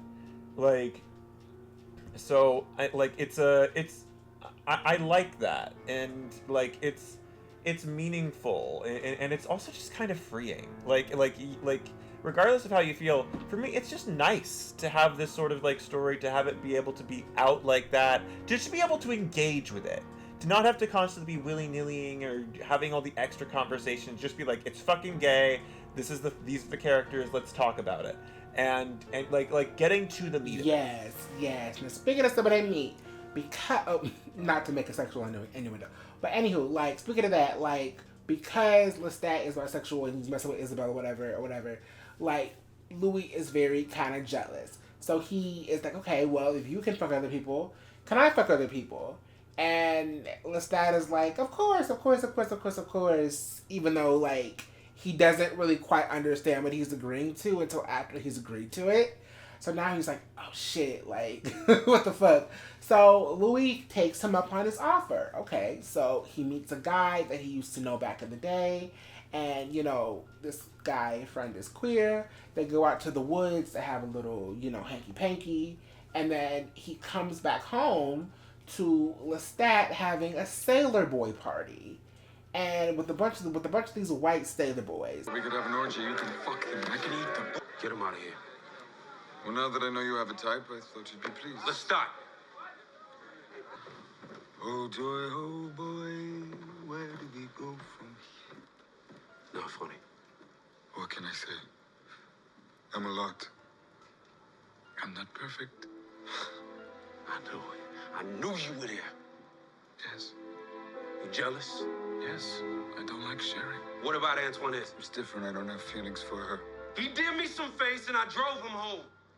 I heard your standing. You watched the whole thing like some creeper. And he's drinking and having a good time and doing all this shit and being campy as fuck. And Louis like, what the fuck is going on? And he's like, oh, well, you like sailors, so I wanted to just give you what you like, huh? And, you know, he's putting two and two together because this guy who he just had sex in the woods with is a sailor. So he's like, oh, so you were following me. And then they get into this whole thing. And I actually have not talked too much about, like, Lestat's powers. So Lestat can sort of mind control people, like regular human people. He can kind of mind control them a little bit. So there's this cool scene where he kind of mind controls them or compels them all to just get the fuck out. I thought that was cool. Yeah. Yeah, it like, I think ultimately, like, Lestat is a very possessive person and a very insecure person, and because like ultimately he acts bratty and he acts spoiled, and he doesn't like when, like, he wants to have all the toys, but he doesn't like it when other people when the toys doesn't do what he wants. Of course he understands, like, okay, if I'm going to fuck around, Louie has to have that same freedom because we're partners. But he is insatiably jealous, and I do think he does love in his own way Louie, but he I think ultimately he wants to fuck around. Essentially, it's like this he's like not willing... old school sort of misogynistic rule of like, I can fucking do whatever the fuck I want, but if you do it, you're a slut and a whore, and you're not as valuable. Yeah, he wants he wants this, and he doesn't want to let Louie have that, because I think he just doesn't. I don't think he likes the idea that I'm not enough, that there is someone else, that you need something or something from someone else. And ultimately, the thing is, I think there was an interesting thing there where Louie was kind of getting something from another black queer man. That Louie was. I didn't even think about that. That Lestat would be excluded from because Lestat is white. Yeah, but I don't know. There's something interesting there, at least. Because I think it is meaningful to at least acknowledge that sometimes having another person look, you can have having an intersection of one identity can be a very meaningful thing to talk about and discuss, but also sometimes you want someone who gets that part of you more, I guess. Yeah. Or get because I don't know I there's someone in in a server recently who's also Jewish, and honestly it's been just very nice talking with her, and getting to have that because again look, because Maxwell, I love you, but and I love all my Gentile queer friends, but the thing is, are things I can only talk about sort of or be able to connect with someone else who's also Jewish-ish, and I think it's understandable for you if and for other black people if they're I connect with you on this, but also I'm gonna just connect with someone who's black, right. more because they share yeah. So, and the thing is, I don't know, reading that, I don't know, I just sort of thought that was really interesting, and I thought Louie does deserve to have, especially because again I don't think he should be able to have to be bound he's by Lestat. This is the first time he's really gotten to have the power to explore his queer identity. And so to be able to actually have that with another black queer man, and I think this is a very this is a very necessary and understandable thing he'd want, and to connect with someone who gets that part of him, and I think Lestat is kind of jealous in a sense because he maybe for maybe a little bit of racist reasons, maybe but maybe it could also just. I don't know. Maybe this. I don't know. I really don't think I've never really been in it. I think it's an interesting angle that you brought up, but I genuinely don't think that I don't think that Louie fully comprehended that when he was hooking up with the guy. I genuinely think that it was a situation where it was I had feelings for you in the past, and this is a cool opportunity for us to connect once. But I genuinely feel his heart was with Louie. I don't think that he was. I don't think that Lestat was ever in danger at this point of losing Louie to this random sailboat man that is not coming back anytime soon.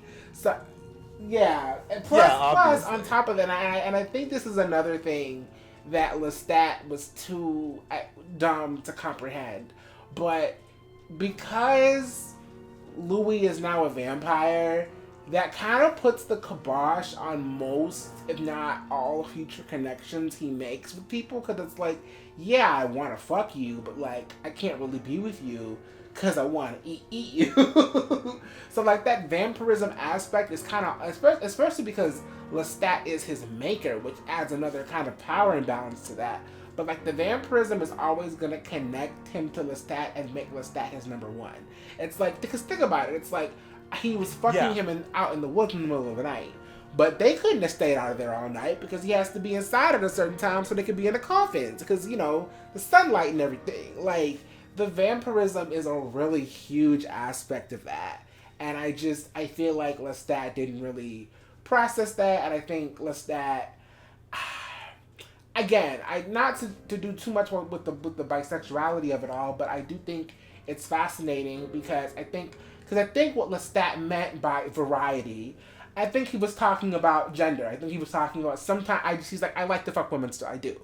And I think that talking about the power imbalance in a relationship, Louie was like, yeah, I'm a queer, but you're a half queer. I think that was their way of saying bisexual. I think that, yeah. But he said, you're a half queer. And what he meant by that is, because Lestat is in the community of San Francisco, Lestat has a reputation for fucking women, so people view him, at least at a certain point, they viewed him as straight, so he got treated differently than how they treated Louie. Yeah, and like I definitely think like Louie also was like not like kind of being a little like, is it wrong if I say he kind of was being a little maybe potentially biphobic towards Lestat in certain like avenues with that? Yes and no. I think to assume that Lestat doesn't face persecution for his sexuality is I think that is a very dismissive and very biphobic. But like, I don't think experiences can be phobic, if that makes sense. So like, if people are legitimately if you see people treat him differently because of how they perceive him, like, that just kind of is what it is. It's not like him making something up. That's just him seeing how they treat him versus how they treat Lestat. But I do think him being like, oh, you don't understand, blah, blah, blah, blah, like acting as if Lestat had never faced any hardship from his sexuality when literally when they met, he told him stories about that. Like, I feel like you're kind of projecting your own insecurities onto Lestat. But at the same time, again, it's because he has a reputation for fucking women, he at a time was viewed as straight and therefore treated differently versus a black gay man. So I mean that was there. I don't think that was crazy for him to say. You know. Yeah, like, and I do find that to be a really interesting angle to their relationship as well. But like, and like in like showing that Louie is a little bit flawed in that sense as well. But like, it's an understandable difference in their experiences. And like, again, kind of building unfortunately to that larger conflict they end up having, because like the thing is, ultimately they are not compatible, or like, I mean, like even beyond the fact that Lestat is, you know, not a good partner, but like there's not a not a long-term compatibility, especially like I like that the series also kind of raises the question of like, what is forever? And like, is love really enough for forever? And like, because those problems that exist, because like for regular worse. people, like for regular human beings, think about like you meet someone and like, because you hear about it all the time where people, they stick it out in a bad marriage, and you know, I'll never forget, like it was a couple of years ago in headlines, Michelle Obama said that for a good 10 years she could not stand Barack, and she said it was because it was when their daughters were babies and they were growing up, and there was just like an inconsistency of like who was putting in more effort. So she was, you know, doing the mom thing. She was changing the diapers, cleaning, cooking, doing all that homemaker stuff on top of her own career, and then on top of that having to support Barack's career. And she just talked about how for a good 10 years she just was very frustrated with him, and it didn't really get better until their kids got older and more self-sufficient. And she was saying that, you know, she values that she stuck in there, and she says that she would rather have a bad 10 years with him because they've had 20 good years after that. And I was like, okay, yes, but think about that in the context of Immortals. think about that in the context of, okay, we've had a rough patch, but that rough patch has lasted like 100 years. Like, it's been 50 years. It's been 70 years. It's like, and it's like, how much of that can like a person really handle in these fantastical supernatural contexts? Yeah, yeah. It's oh god, the series is just so. I don't know. It's I so love the rich with these nuances like to it little and, like, how it nuggets gets of into- conversation. So yeah, so basically that's going on with that and that thing. Now let's talk about Louie's rage, because Louie got sick and tired of that white man cheating on him and talking all that shit to him. So eventually he snaps and he eats him. He drinks his blood, he kills him, eats him a little bit. But there's still a body left. So he's like, well, what the fuck are we going to do with this body? So they start using the incinerator for things. And how do you feel about that scene? Because for me, it felt like another instance of like Lestat being like, I want you to do these things, but I want you to do these things when I want you to do them. Yeah, like it's. I mean, I thought it was a very fun, the show is able to be funny, like, at the same time, and, like, with the extreme horror, or, like, there was a charm in the way they, like, did the, there was, like, a mundanity to the horror, like, they're, like, it's like, we're a family hiding bodies, but I think, like, Louis, wait, is this when he, like, hung the guy's corpse outside, and that caused the riot? I think that was another. I think that was somebody else. I think this was like the first like rogue person he killed. Rogue, I guess, and they were trying to hide his body. Because that was the same scene where they were casually talking about like, oh, well, you're fucking Isabelle. Can I fuck other people?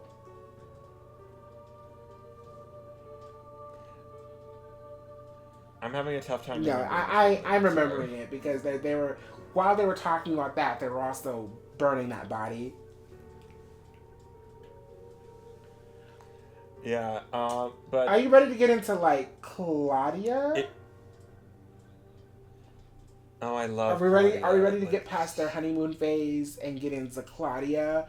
Because like I think the seeds were planted for them to have a child when he went over to see his sister, and his sister just had a baby or whatever, just got married and had a baby, and he's holding the baby, and then he just gets this insatiable hunger, and thank God he was able to control himself and just like put the baby down. I think he just ended up leaving the baby on the floor, but obviously that was better than eating the baby. But you know, like yeah.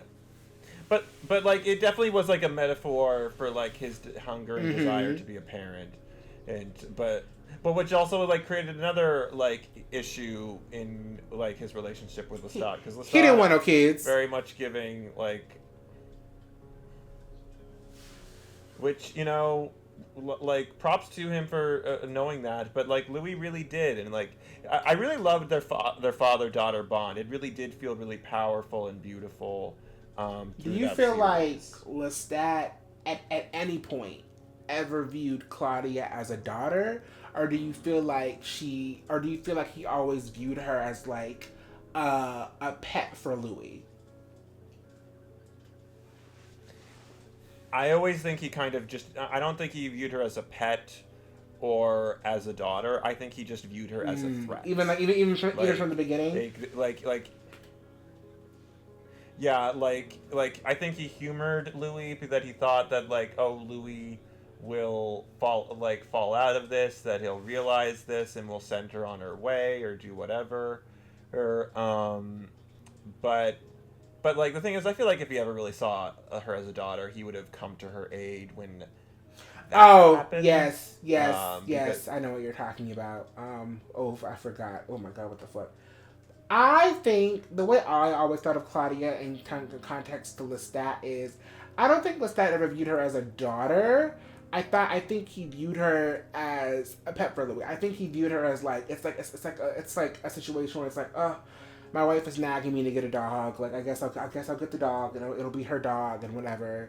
And literally, I think they make, like, I don't think he verbatim says this, but he pretty much says, okay, like, we can turn her, but you're going to have to walk her and feed her and take care of her, and it's your responsibility if she kills anybody. Like, that's essentially how he was talking about her at the beginning.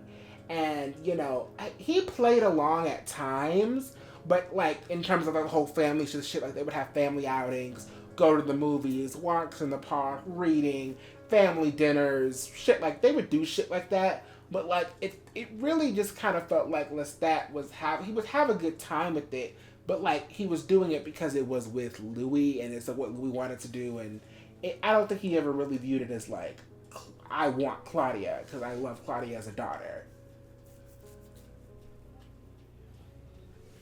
Yeah, I mean, like, the thing is, for me, Louis, like... Lestat. No, not Louis. Lestat. Like, yeah, Lestat, for me, at the very least, was always a character that, like the thing is, he's lived as a vampire for centuries now.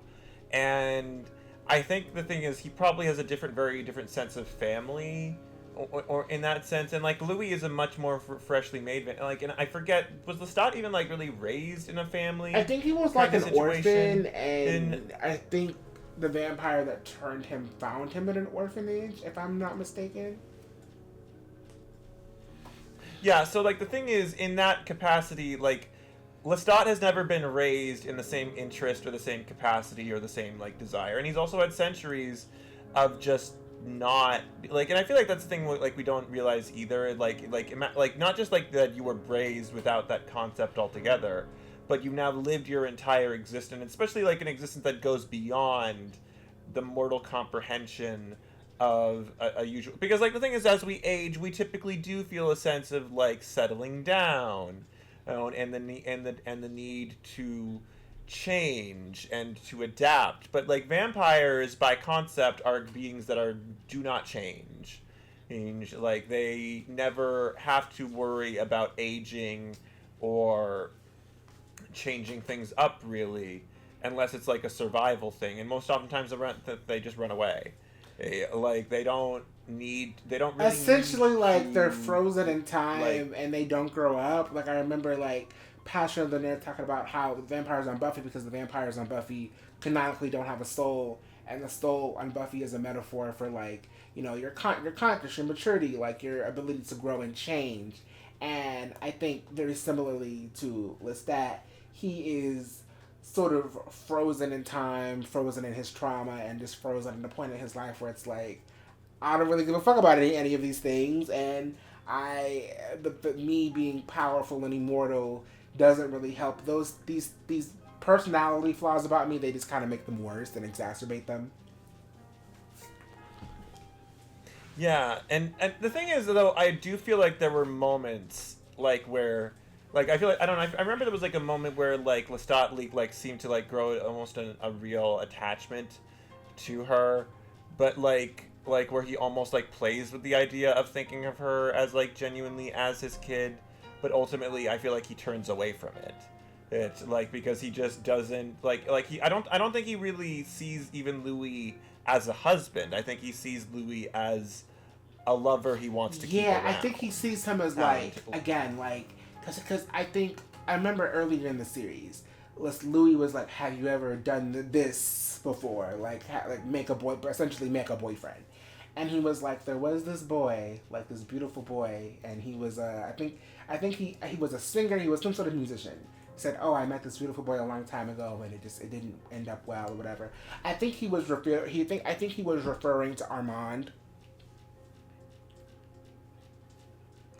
I don't know the books, like, but I know they have, like, some sort of bond, and I do know that, like, the guy that vampire guy ends up with the old guy who's doing the interview, who, like, or, like, yeah, we'll get to the guy during the interview later, but, like, yeah, but anywho, like, what were we talking? Yeah, no, essentially, I just feel like Lestat was just. There were too many facts. He was kind of pretty much on too high of a horse to, like, actually view Louie as a partner equally. It was always him being viewed as a plaything. And I think another interesting part of their dynamic is when Louie was human, Lestat could read his thoughts. But now that, in these rules of this universe, your sire cannot read your thoughts anymore. Which I think was interesting because you think, like, well, if I gave you your power, I should be able to read your thoughts. But whatever, I guess because he's his sire, he cannot read his thoughts. So now it creates a dynamic where Louis can hide things from Lestat, and Lestat doesn't like that. And because Lestat is also Claudia's maker, he can't read Claudia's thoughts either. But Claudia and Louis can read each other's thoughts. So it's another dynamic where they have something that he doesn't have with Lestat.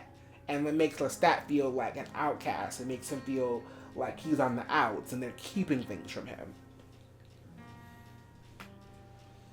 Yeah, and he is not someone who likes to feel like he's a control freak. He wants to be in control of them and the situation. And like the thing is, ultimately, like not to give that man too much grace, but ultimately it can be really hurtful and like to live in a house and not be on the in a sense, like especially like to not be able to like have that same bond and that same openness and connection that other people in your family have. Like I've had it with like people in my family. I've certainly had like my younger sisters talked about that, like feeling on the outs, like, and that I was on the in with like one of my parents. So it's like I understand that, and I've talked to other people about that. So like it is a real tough thing to deal with. It's if like say your parent, like a parent and a child really connect and the other parent doesn't feel like they can connect with the kid like that, but like, and especially like it can be a very common, and like the thing is ultimately I think like one of the reasons that Claudia and Lestat really do clash is honestly because they're very similar people, well, in many ways. Because they're both very cunning. They both honestly kind of like playing with their food, in a sense, with the vampire victims, in many ways. Like Claudia's almost a little bit bratty in certain ways. In many ways, that Lestat is also very bratty. I think Lestat set the tone for the relationship because I think. Like, I definitely empathize with him feeling like he's on the outs, and I understand why he feels like he's on the outs. But the only reason why those two, when I say those two, I mean Claudia and Louis, feel the need to, like, secretly chit-chat in their head is because they kind of live with an abusive egomaniac.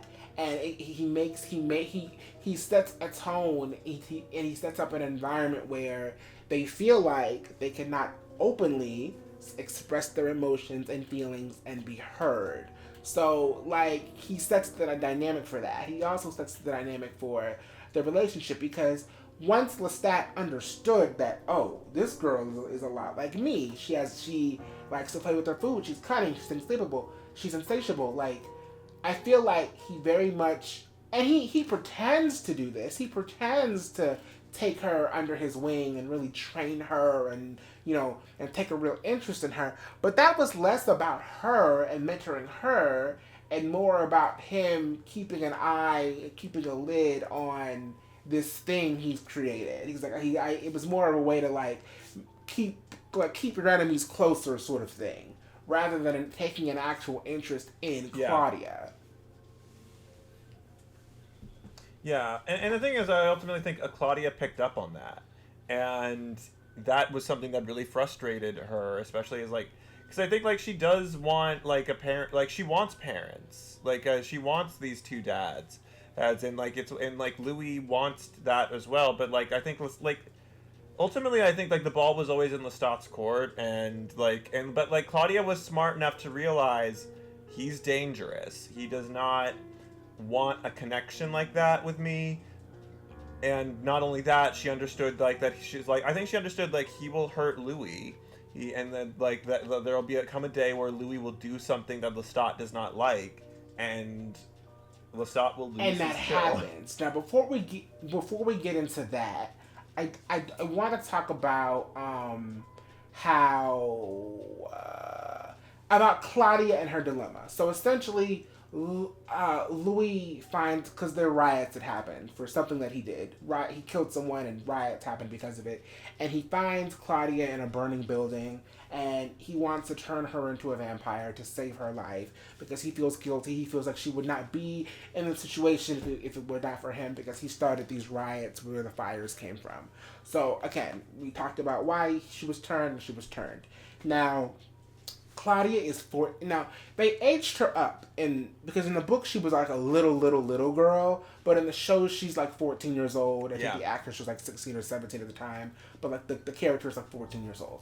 So she's in a situation where she's aging mentally. Her mind is aging. She's maturing. She's wanting to do adult things. But her dilemma, she is in a child's body. So she is like, regular people don't want to engage with a child. So, and then, so really her only options are like other really, really young people like her or people around that age, I guess. Yeah, but even then, I think I don't think she likes, people. Because she's not really there. She's not really their age. I'm like, look. Yeah, I think she's she's like I'm 28, but I'm 4. I'm 26. I'm 27. I'm 28, but I look 13. I look 14. Yeah, and I think in many ways, Claudia's kind of the progenitor of the trapped in childhood character, and that character's definitely been used in very, very yikes and problematic ways in years since, in a lot of unnecessary ways. But the thing is, she is on this trope on its premise to a T. Some of it got uncomfortable for me. I deeply sympathize. Some of it, I definitely understood her restlessness. I understood her wanting to go out and find a boyfriend. I definitely understood that.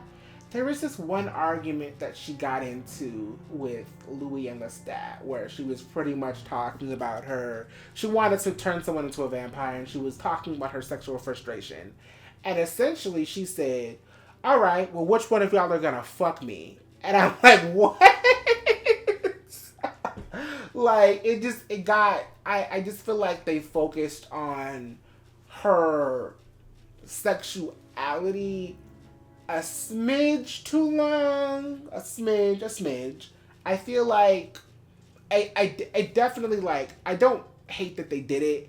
I just feel like some of it was I don't know if I necessarily needed that. I also don't know if I needed what happened to her to happen to her later on. I felt like I really don't know what that added to the story. I know for Lestat, he was making the point that because she went out because she wanted to find more people like them, more vampires, and see what they were like. And Lestat is like, well, not everybody is like us. Maybe some of them are dangerous. Maybe you shouldn't. Now, obviously, he was saying that as a fear tactic to scare her into doing what he wanted. But in a way, he wasn't wrong because she was harmed by a man, and it's fucked up because he's telepathic. I think he knew it happened, or he knew it was happening, or he knew what was going on. And instead of coming to her aid or coming to her rescue, he was just okay, well, whatever. And when she comes back to talk about it, it's haha, I told you so, sort of vibes. The thing is, it's ultimately really. Honestly, I think that's one of the darkest acts. That he knew. He pretty much states he sent the other vampire. Essentially, yeah. Could, he kind of tipped him off. Here's this girl. Did he tip her off that she was? I think telepathically, he. I don't know. I'm not sure if he specifically was go do this to her, or if he was, or if the vampire was made aware of her by Lestat's mental presence. I'm not sure. My sense from that whole situation, and from what I recall, was that Lestat insinuated he knew what was happening when it was happening because of the fact he could as a vampire his mental reaches further, and Lestat is like kind of really older, powerful, and so he like, picked up. Yeah, he's like a really powerful vampire compared to everyone else. I don't think he put the vampire on her scent, basically, because that totally changes it. But like that's like I really hope that's not what it was, and I just missed that. But like my sense, like he had that like one line, where he meant like he insinuates he knew about that other vampire and that he like could hear like picked up that that's what happened, and then just sort of like and it's like it's ultimately really disturbing because I'm like, you could have shown up and helped her. Like I'm like, you're super fast. Or if not, you do it yourself. But like, at least let just Louie know. Yeah, like, and ultimately, like, that's really evil. Like the fact that she I'm gonna say out and say it, she was raped, and by another vampire, and Louis, no, not Louis, Lestat, like it's the L's that are mixing me up, but Lestat sensed that, didn't do shit about it, and just sat on it. Yeah, like, and that ultimately like is probably like honestly just like probably like it.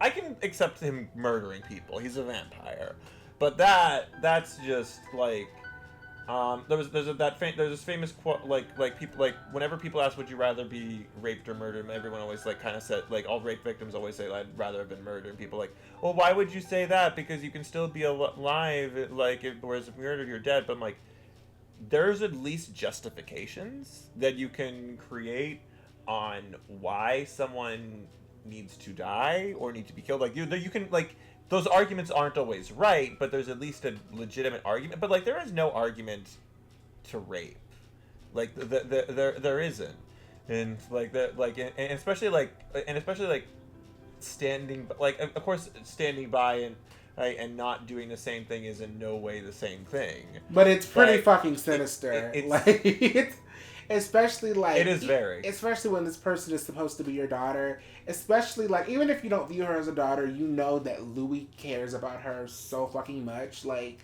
if like even as like an extension, you couldn't even help her as an extension for your love for Louis. So I'm just like, that was really fucked up. So when she comes back, essentially, and it's like, oh, I'm sorry, I'm back. Like, it is what it is. Like, hey. Lestat essentially is, like, not having any of it. He's like, no, fuck this. And then she's like, well, choose, Louis. Me or him. And essentially kind of not... And, like, it kind of frustrates me that it feels like... Not that Louis has no agency in the matter, but that Louis is, like, passive. He's so passive.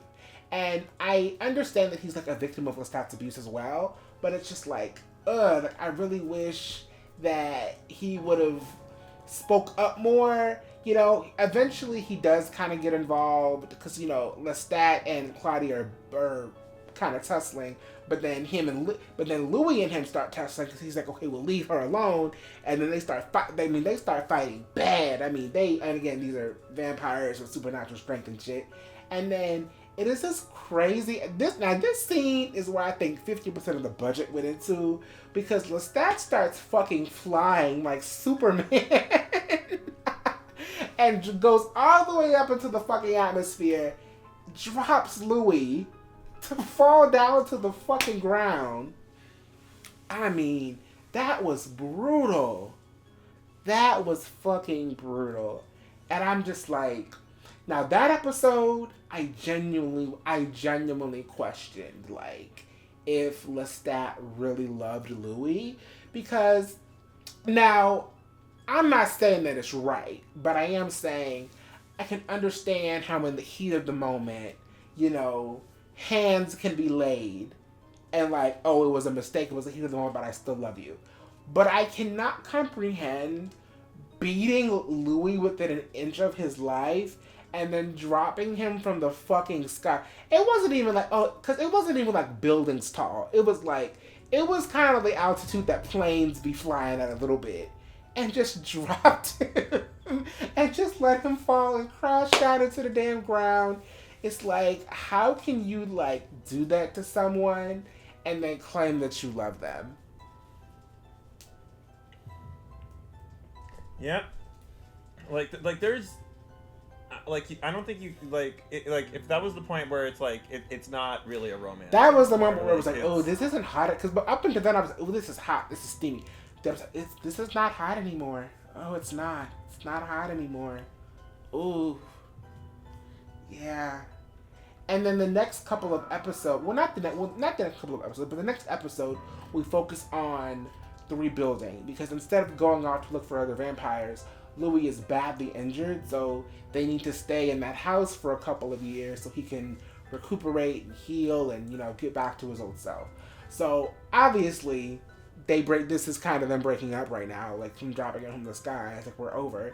So, but of course, the elves are killing me. Lestat keeps popping up with flowers and gifts. He buys Louis a car, jewelry, all kinds of great things, you know, trying to love bomb him essentially after beating him up.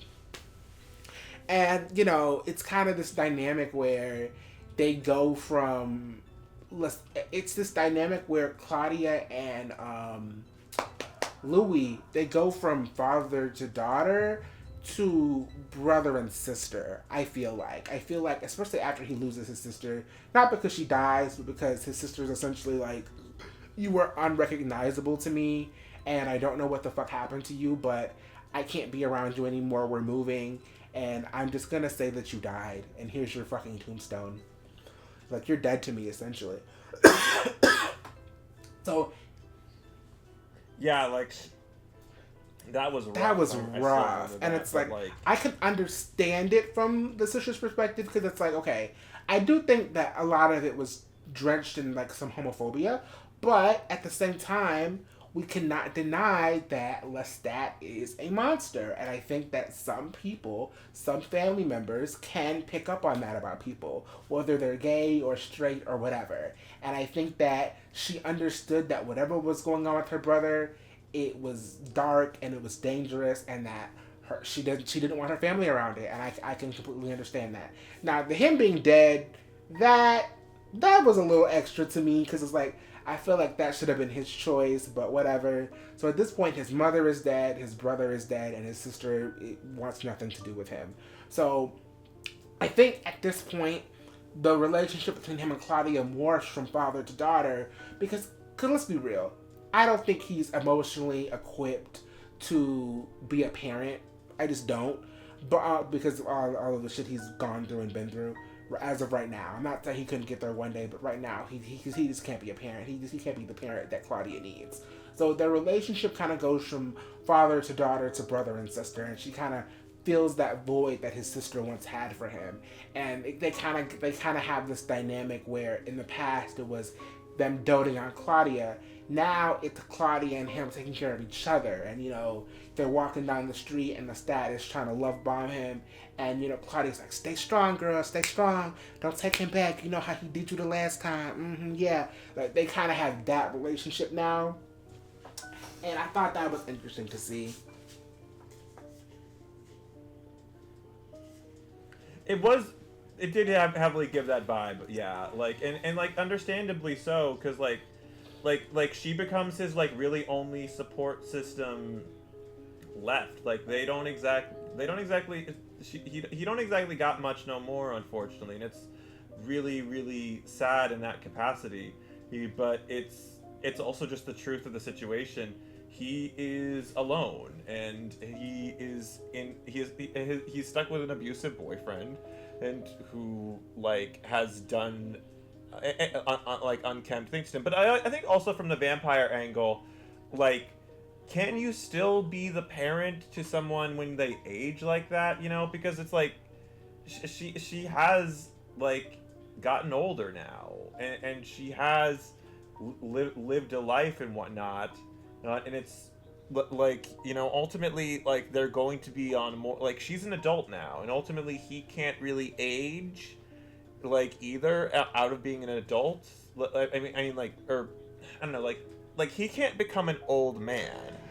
Yeah, he can't become an old man, but I feel like the modern modern day stuff shows me that he can mature. Excuse me. True, but it's definitely more slow. But I don't know. Part of me also feel like how much has he grown really? Because we see how much he's in denial.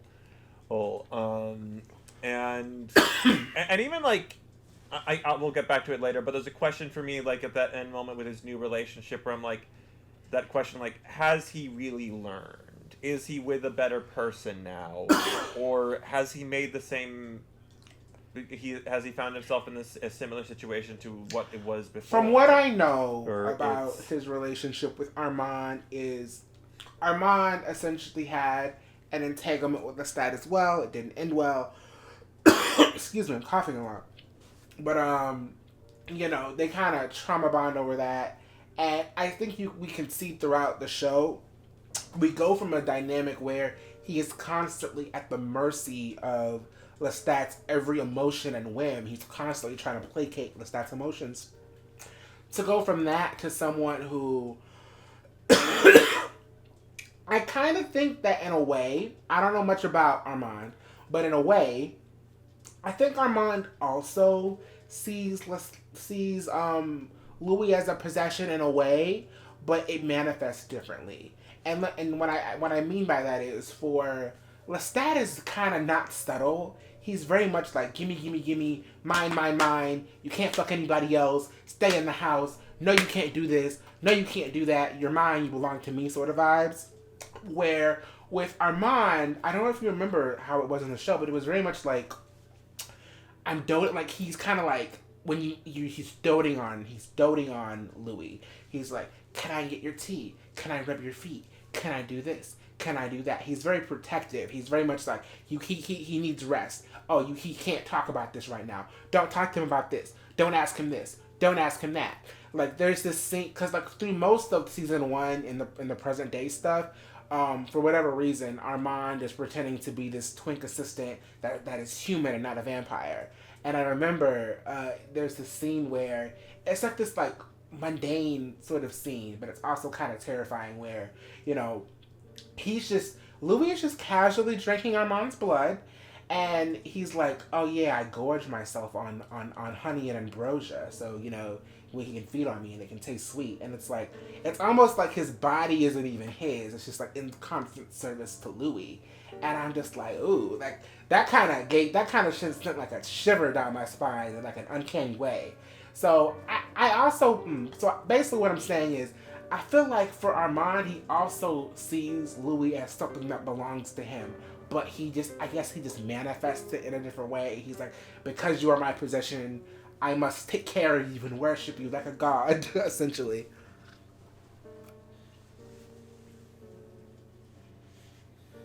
I think I can get that. Yeah, like there was definitely some interesting vibes going on there in that, there is. And the thing is, I think ultimately Lestat did want, but the thing is, I think Lestat wanted to be worshipped, and like my question is like now, is this new guy it? I don't know. It just feels like watching the vibe I got at the end of the show is like, is this going to be a retread of what happened before? And I don't know. That's just what I'm like thinking. Like I'm worried for him. Like in many ways.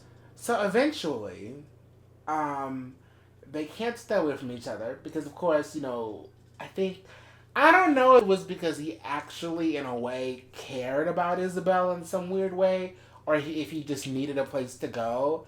I have a hard time thinking, like, he just needed a place to go because this motherfucker is rich, and he's a vampire, and he can mind control people, so it's like, I have a hard time thinking he just needed a place to stay.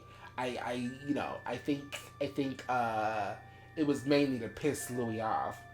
But while he's trying to wine and dine and get Louis back, he's over at Isabelle's house doing the sex. So eventually it gets to the point where he sends, you know, his new album to Louis, and, you know, he's sending a message to Louis, whatever. But, like, I don't know if it's, like, psychically he can sense that he's down to the bayou having sex with Isabelle. So he rushes down to the bayou, crushes into the little shack that they're in, and is like, how dare you send me this letter while you're fucking on this bitch? And she's like, excuse me? Because, mind you, this is her house. and then Lestat is like, you can go. Bye. You can leave. Go somewhere else. Essentially, in her fucking house. This is secretly a comedy. But like the thing is, it's ultimately like he like I don't know. There's this meme of like I don't know if it was like like its own meme, but like when I was in the Dragon Age fandom, there's this thing of like where there's this character named Solus who's like Inquisitor, and then like he pushes like his arms against the wall while pouting his butt out. Literally. Yeah, like and the Inquisitor is like, what the fuck? Like that was very much like the vibe. So they start to arguing, and then they start to fighting, and then they start to fucking. As most relationships that are abusive go, they go from fighting to fucking to fighting to fucking to fighting to fucking. So that's what they're doing, and they're kind of pseudo back together. And it's like, oh my god, and then he goes back to Claudia, like, oh my god, bestie, like, that's what happened, like, I know I wasn't supposed to, but, like, I got back with him, and then she's like, oh my god, like, why would you do that, that's so stupid, he's gonna break her heart again. It's very much that dynamic. Claudia very much does not trust this man, but both Lestat and Claudia are both kind of put this fake front on for Louis' sake, I guess. So, this all kind of comes to a head when she's essentially like, okay, this is just getting weird. I gotta kill this motherfucker. So she's kind of plotting up a plan, and she was very smart with it because she didn't outright say, I want to kill this motherfucker, because she knew that Louis couldn't really go along with it. On top of the fact that I think that I don't know if this is an inconsistency, but I think she said like, oh, because he can read minds. But they said that he couldn't read his mind because he was his sire. So I don't know what was going on with that. But anywho, but he was like, just in case he figures out a way to read our minds, I guess, whatever. So they're plotting and planning, and I think Lestat catches her off guard on a train because she's trying to leave. Because I think at one point she tries to leave, and he's like, actually, Louis really likes you now, so you can't go anywhere. You can't go anywhere. And remember, he's like a fucking horror movie villain. He just rips through the fucking train, he's playing with this guy's severed head and like moving it around like it's a fucking puppet. Like this show is a fucking comedy. Like, oh my god. Like, yeah. Like, the man, like respect for the like, presentation. he is unhinged. Anywho, so he threatens her, and and then she's like, okay, well, I gotta kill this motherfucker. So it all kind of comes to a head when they have this. It almost gave like Mardi Gras vibes, but I'm pretty sure that this was San Francisco. No, well, no, it was in New Orleans. It was in okay, I got it confused because they said they did the first interview in San Francisco, but this is the second interview, and the story originally takes place in New Orleans. Makes sense. I got it. Makes sense. Got it. So this is like a Mardi Gras sort of situation going on, and they're having this big ball or whatever, and it kind of comes to a head. So they have a great night together. It's fun. Everybody's having a good time. That's when they're in their big campy bougie outfits with the mask, and it's beautiful, and they're dancing and they're kissing, and they're like, oh my god, these men are kissing on the dance floor, and it's the whole thing. And they have this sort of campy moment where they invite all of the bourgeoisie back to the house, and they're like, we want to offer you immortal life. I don't know why they did this whole ruse thing with these bourgeoisie members. I guess they just wanted to. No, oh yes, because I remember well, he likes playing with his food, and also I think they said that they all three wanted to leave the city as a family, and that they wanted to have like a big scheme of murder before they leave because they're so campy. So this was like them doing that. So yeah. So they had this big campy scene where they pretend that they're gonna make people vampires and give them immortal life, when really this is just like a big elaborate way for them to eat and kill everybody in a big dramatic campy way. So I think the plan was that she poisoned one of the people that they ate so that he would get sick. Yeah. She poisoned two of them. And then he starts acting like, ugh, I'm dead. And then, surprise, bitch, you thought you seen the last of me. And then he's actually alive because I guess he had figured it out. And then he had made Isabelle a vampire. So she's like a little vampire henchwoman now. So now they're going back and forth and they're fighting and they're tussling. And eventually, they get the jump on Team Lestat. And, Isabelle dies. She's set on fire. Louie also dies, but like not really because Louie doesn't really finish the job. But he's dead, but like, he could really regenerate if he really wanted to. And he knew that in the back of his mind, which is probably why he did it. Yep. So that concludes like the flashback story. I want to get into like, how do you feel about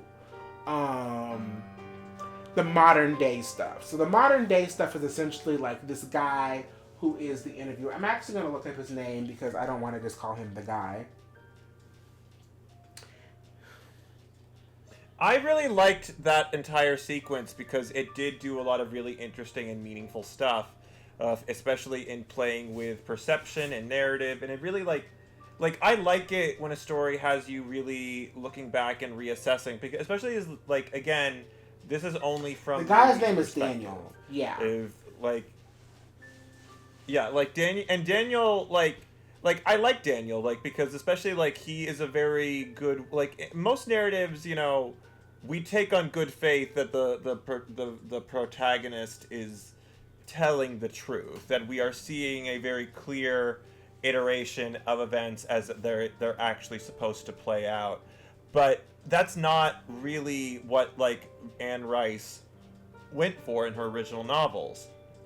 So like they use Daniel to like question and poke holes in like, especially as like looking through Claudia's diary and like the removed pages, and Louis is like, oh, those got destroyed by someone else, but like he's like, like he's kind of like, are you sure about that? Like he kind of knows. He's like there was something in here that probably reflected poorly on you that you did not want like to have to look back on, and again, like we only got one angle to the relationship, and I'm curious to like know or see more, because like I do trust on the whole, like I believe Louis is a victim in this relationship, and Lestat, because I'm like certain details, I'm like, there's no way like you could misconstrue that or even like put it in Lestat's favor, or like Lestat definitely has his own perspective, but like I'm like Louis would have had to be outright lying about key events, and I don't really think he definitely like omits things or is in denial about his motivations in certain aspects, but I think I don't know, like I really loved that though. Like I like being able to question and be like kind of like dancing on like that perspective and trying to figure that out, and it was a great source of conflict in the present day as well. Now with Daniel, because they had done an interview in the 70s when Daniel was younger. Obviously Daniel's older now, but they did an interview back in the 70s, and essentially Louis is like, throw that shit out. That's old shit. This is the real truth. This is really what happened. And I think they imply, because they met at a gay bar, and I think they imply that like Daniel was closeted, but he was like, no, I'm not gay. I got daughters now or whatever. Do you think there was ever something between him and Louis? I think he definitely had a bit of an interest in Louis, but we see Louis loves to surround himself with hot guys for him to feed off of. Like he loves sort of like slip like and the guys around him are very like they don't even flinch. Yeah, like, and I'm like, I'm constantly questioning, is this an escort sort of situation that you're just very frequent customers, or is this like a vampire thrall kind of thing, like, or is this a business transaction? I was really confused about why is, Armand, because I think he didn't even say his name was Armand, but he said his name was like another name. I don't know why he was pretending to be human for like the whole interview process. Like, I don't like, what did that add? Like, why could Daniel not know that you were also a vampire and that y'all were vampire lovers? What would that have changed? Well, I think the thing is, like, ultimately, like, well, I think something happened between Armand and Daniel, because I know they're a couple in the original books, but like my sort of thought process, at least from the looks of it, is Armand did not want to distract or to color it, like he did not want to color Louie's perspective or the process. Like I think Louie wanted a very open sort of dialogue with Daniel, and I think like he thought that like, and like the thing is, we see Daniel is intimidated. He stands up for himself surprisingly well. Talking to a vampire. In front of a talking to a vampire can take over his mind or snap his neck with a single like flick of his wrist, but but ultimately, like, I think like, and he's terrified, like, and Armand is terrifying. Like, he just especially like the way that Lestat described it is like, he's like, oh, I can only move up or down. But like Armand was moving horizontally, which I'm like, yeah, because they kind of imply that, or they say that like the flying gift or floating or whatever, you know, Lestat was doing, that's really only something that like upper level older vampires can do. And yeah, and so the fact that he was able to do like move sideways instead of just up and down, I'm like, oh, this guy's a really powerful motherfucker. And we even like the fact he can go out in sunlight and he's fine. Like, why couldn't Lestat do that? They had to hide in coffins. I think the thing is, Lestat is younger than him. I think Armand is older, or even more powerful for like whatever reason. And like Armand is someone like I don't know, just the sense I got from Armand is like, this is not a guy I want to fuck. Like, really, so... like even if I was a vampire, I feel like I would be scared shitless. So I think like, and the thing is, like, I ultimately think it does allow for like the interview process with Daniel to be more focused on Louie, because like it's one thing if you have like a gun pointed at you, but like, if you have a gun pointed at you and you're standing over a vat of piranhas, or hanging over a vat of piranhas, are you really that worried about the gun? Like, more, I think you're more scared about the piranhas, is like beneath you. So it's like that's at least like my thinking at the very least. I also found it really interesting that like he was feeding off of Armand, because like Armand is another vampire. So it's like, okay, so do vampires typically feed on other vampire blood? Because this is something we didn't talk about, but earlier in their relationship. But they fought a lot because, when I say they, I mean Lestat and Louie. They fought a lot because Lestat liked, you know, drinking straight from the tap. He liked, you know, eating people, and you know, Louie was like, I don't want to do that. I don't really like that. I don't like killing people. I'll eat rabbits, or I'll eat squirrels, or cats, or dogs, or horses. And, you know, Lestat kind of viewed that as kind of like, you're not really embracing who you are. Also, that's disgusting. Like, I look down on you for that. Like, that's kind of gross. And then also, I feel like you're judging me, and you're looking down on me and my morality, because this is how I survive. Because I like killing people. I enjoy it. And like, oftentimes, like, he would do something extravagant. Like, I remember there was a scene where he kept playing with this tenor, with this alto tenor, a guy, and he kept having him sing the notes until he got him right or whatever. And this he the second he missed the note, he slowly pierced his throat, let him bleed out a little bit, and I tried to sing it again, slit it again, and then until eventually he just got tired of playing with him and just finally killed him. And he was like, "Do you have to do that? Do you have to torture people like that? Like, you enjoy that? That's fucked up." They argued about shit like that a lot. Yeah, because the thing is, Lestat, I think Lestat, made certain points about, yeah, it is, I guess, in a vampire standard, kind of gross, but it was for Louis to be doing that. But also, Lestat is ultimately a very malicious person. And he likes tormenting people. Well, it's not, and the thing is, ultimately, it's not necessary. And I think, the thing is, maybe he could have convinced Louis a little bit earlier, or if he wasn't, trying to make Louis fucking feel bad about all of his choices. I only brought that up because it's okay, if Louis can feed on Armand, who's a vampire or whatever, and be fed, I don't understand why Lestat wouldn't just be okay, well, if you don't want to kill people, you can feed on me, or something, or just something else, or even with Louis in present day, he's feeding on other guys, and I don't know if those guys are vampires or not, but he's feeding on other guys and not killing them. Yeah, I mean, from what Lestat said, it's very difficult and it maintains focus to feed while not killing, but also it's not always entirely filling. But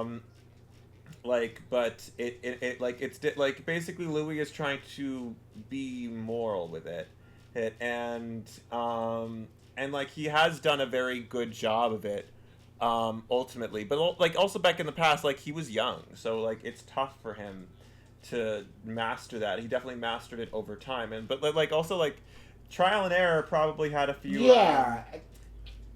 Because then also there was a point in time where he was like, well, I only want to kill fucked up people. I only want to kill racists and homophobes, and I don't want to hurt innocent people.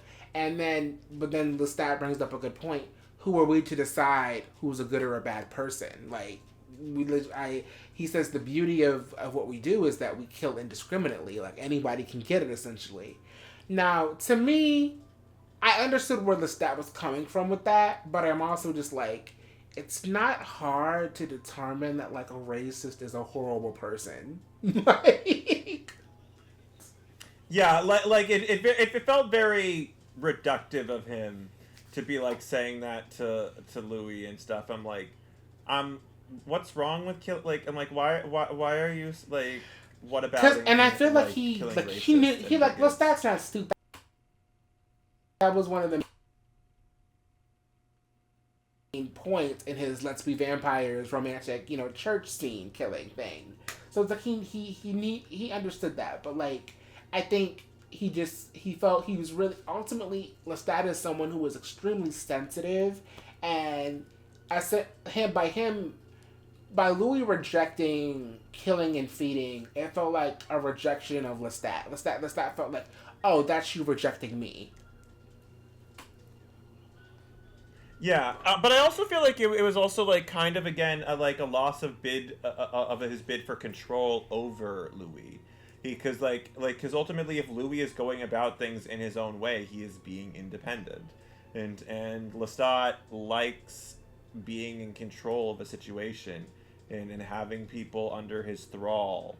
Well, so I think he saw that bit of independence as a threat. Yeah. Yeah. Now, another thing, I feel do you think that, because I don't remember, I'm vaguely remembering an argument where essentially Lestat was you act like you don't want to hang out anymore, essentially. It's I want to do this and I want to do that and I want to go out and I want to travel and I want to do this and do that, and you don't want to do those things, and that upsets me. Do you feel in a way, do you feel like Louis deprived Lestat of affection? I don't think so. Like, I think Louis loved him very, very deeply. But then again, this is just Louis's perspective, and maybe... Okay, I take that back. Like, I shouldn't have used the word affection. I should have said like time and care, essentially, because he was complaining about how they don't spend any time together, essentially. So it's like, I don't necessarily mean affection in terms of like hugs and kisses, but in terms of like actually like taking an interest in wanting to be together.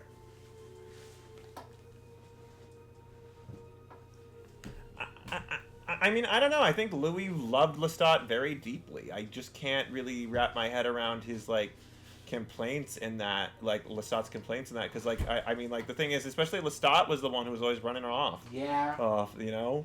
Oh, and like Louis is the one who was very much more leaning towards monogamy. Lestat was the one who was very much wanting to like, I want to run off and like the thing is, he wanted to run off and do whatever and have Louis at home, to be like, and I think like that like is a problem. Like a lot of like I think it's the thing like a lot of like very like straight men and like have with the, like they want to run off and do whatever the fuck, and know their wife is at home and cloistered away, and like I think there was a little bit of that attitude going on with Louis. Like he didn't want anyone else touching him or to be like he wanted to. I be think the that's only part of one. it for sure, because it's like exactly what you said.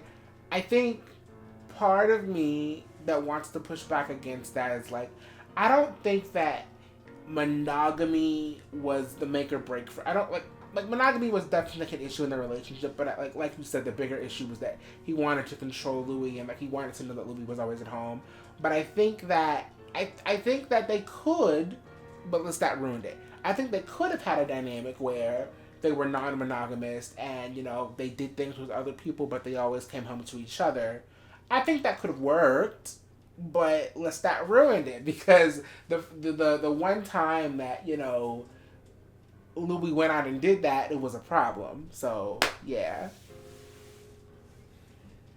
Well, the thing is, I don't think it was ever going to work because it just feels like it was inevitably going to clash. Like Lestat is not a person who is willing to respect the agency of his partner like that, but he's also not someone willing to be tied down. And ultimately, like the thing is, for me, if I could like say anything to Lestat, like you want everything and everyone else to have nothing, and that is ultimately the problem. You need to understand, if you want everything, access to everything, then everyone else, like the other guy in your dynamic also has. It's like he stole him like a.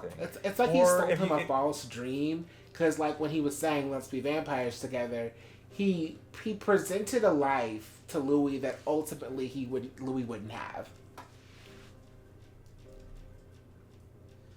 Yeah, like Louis wanted love and like basically like I think honestly like Louis really just kind of wanted like not to sound like, but like he wanted all the things that straight society takes for granted.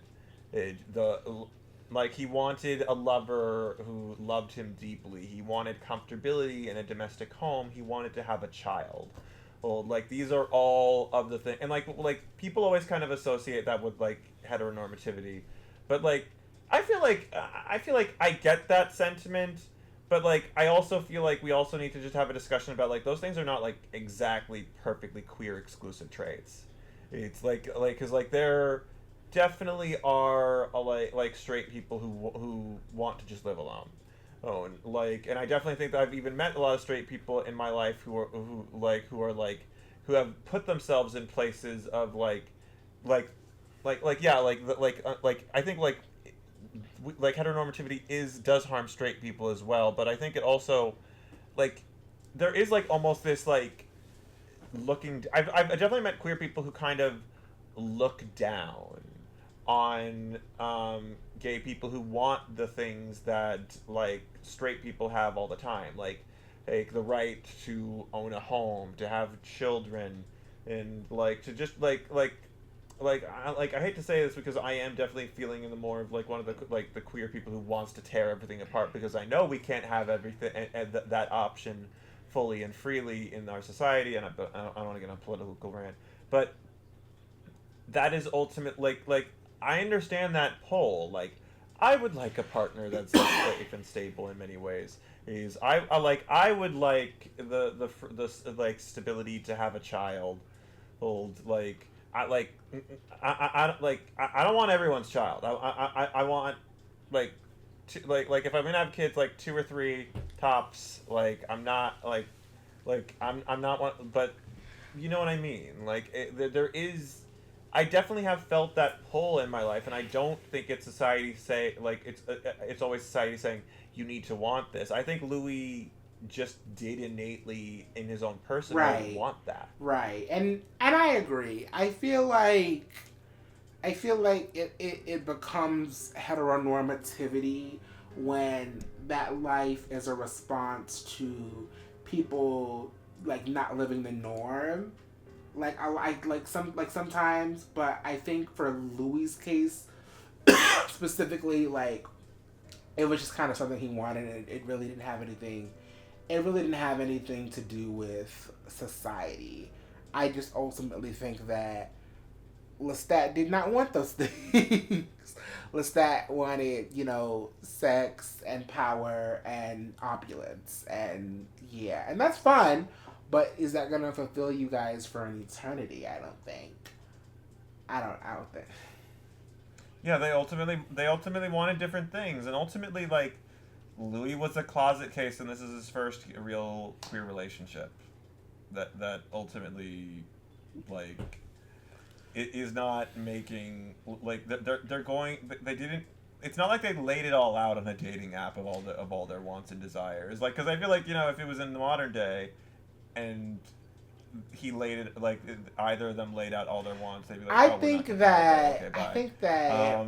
I think that Louis knew kind of early on that they wanted different things, but I think that part of it, I'm just gonna be honest, part of it was that he was hot, like Lestat was hot, and he was so infatuated with the awakening of his sexuality and like the rush, like the metaphorical rush of like being a vampire and feeding, but also that rush of like being into like there's just something about like when you're closeted, and then when you finally like are intimate with like the person who you actually want to be with, the rush of that can be really intoxicating, and it can really like blind you to a lot of red flags. Yeah, but all in all, what do you think about the future? Like season 2's coming up. As two people who have not read the books, like where do you think the story is going, and do you think that Louis and Lestat are going to reunite romantically? I said, like, where do you think the story is going, and do you think that Louis and Lestat are going to reunite romantically next season? I think ultimately it is like, look, I don't remember the books. I know Louis and Lestat are like a thing long term in the books, but I don't know, like, because like the thing is in the like I believe like the book people said like that sort of domestic fight like they had in the show does not happen, or at least not to that level in the books. So I'm unsure. A lot of book people tell me they're in game, but like, it's like I don't know how you come back from the end of season 1. How do you do that? Like I think for me at the very least, that like Lestat is going to come back. But the thing is, I don't know. I'm just feeling like it's going to be more villainous than anything else. Like I don't think it's really going to be a nice thing. Like and unless like they really delve into the ways that like maybe Louis was wrong about certain things, because again, like it is a very biased perspective that is also definitely like he definitely has memory problems. Like whether that's just from the fact time has elapsed so far, or yeah. So I don't know. The thing is, like, I trust the showrunners and the actors to bring it somewhere meaningful and interesting. And the thing is, I don't really care if they end up together. I'm gonna be real here.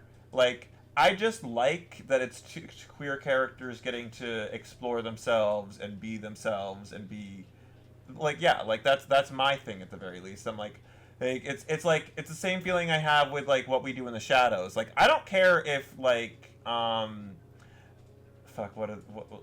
if Guillermo and Nandor get together at this point. Honestly, I don't even really want them to, because Nandor kind of went off the cliff in terms of like character and relatability really badly last season.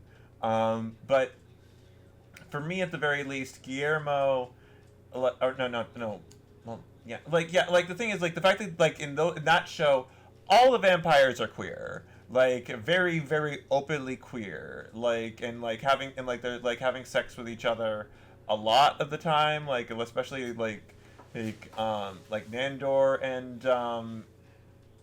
Laszlo, two of the male vampires, are having sex, even though Laszlo is married to Naja, the only real female vampire besides the guy who's in the mix. So it's and it's fun. Like it's just fun. Like I don't, and like there were even people who were like accusing the show of queer baiting between Nandor and Guillermo, and I'm like, it's not queer baiting. They are like Guillermo openly states that he is gay, and Nandor is has openly been with men numerous times, and they're just two queer characters getting up to shit. Like, and you know what? That's all I want.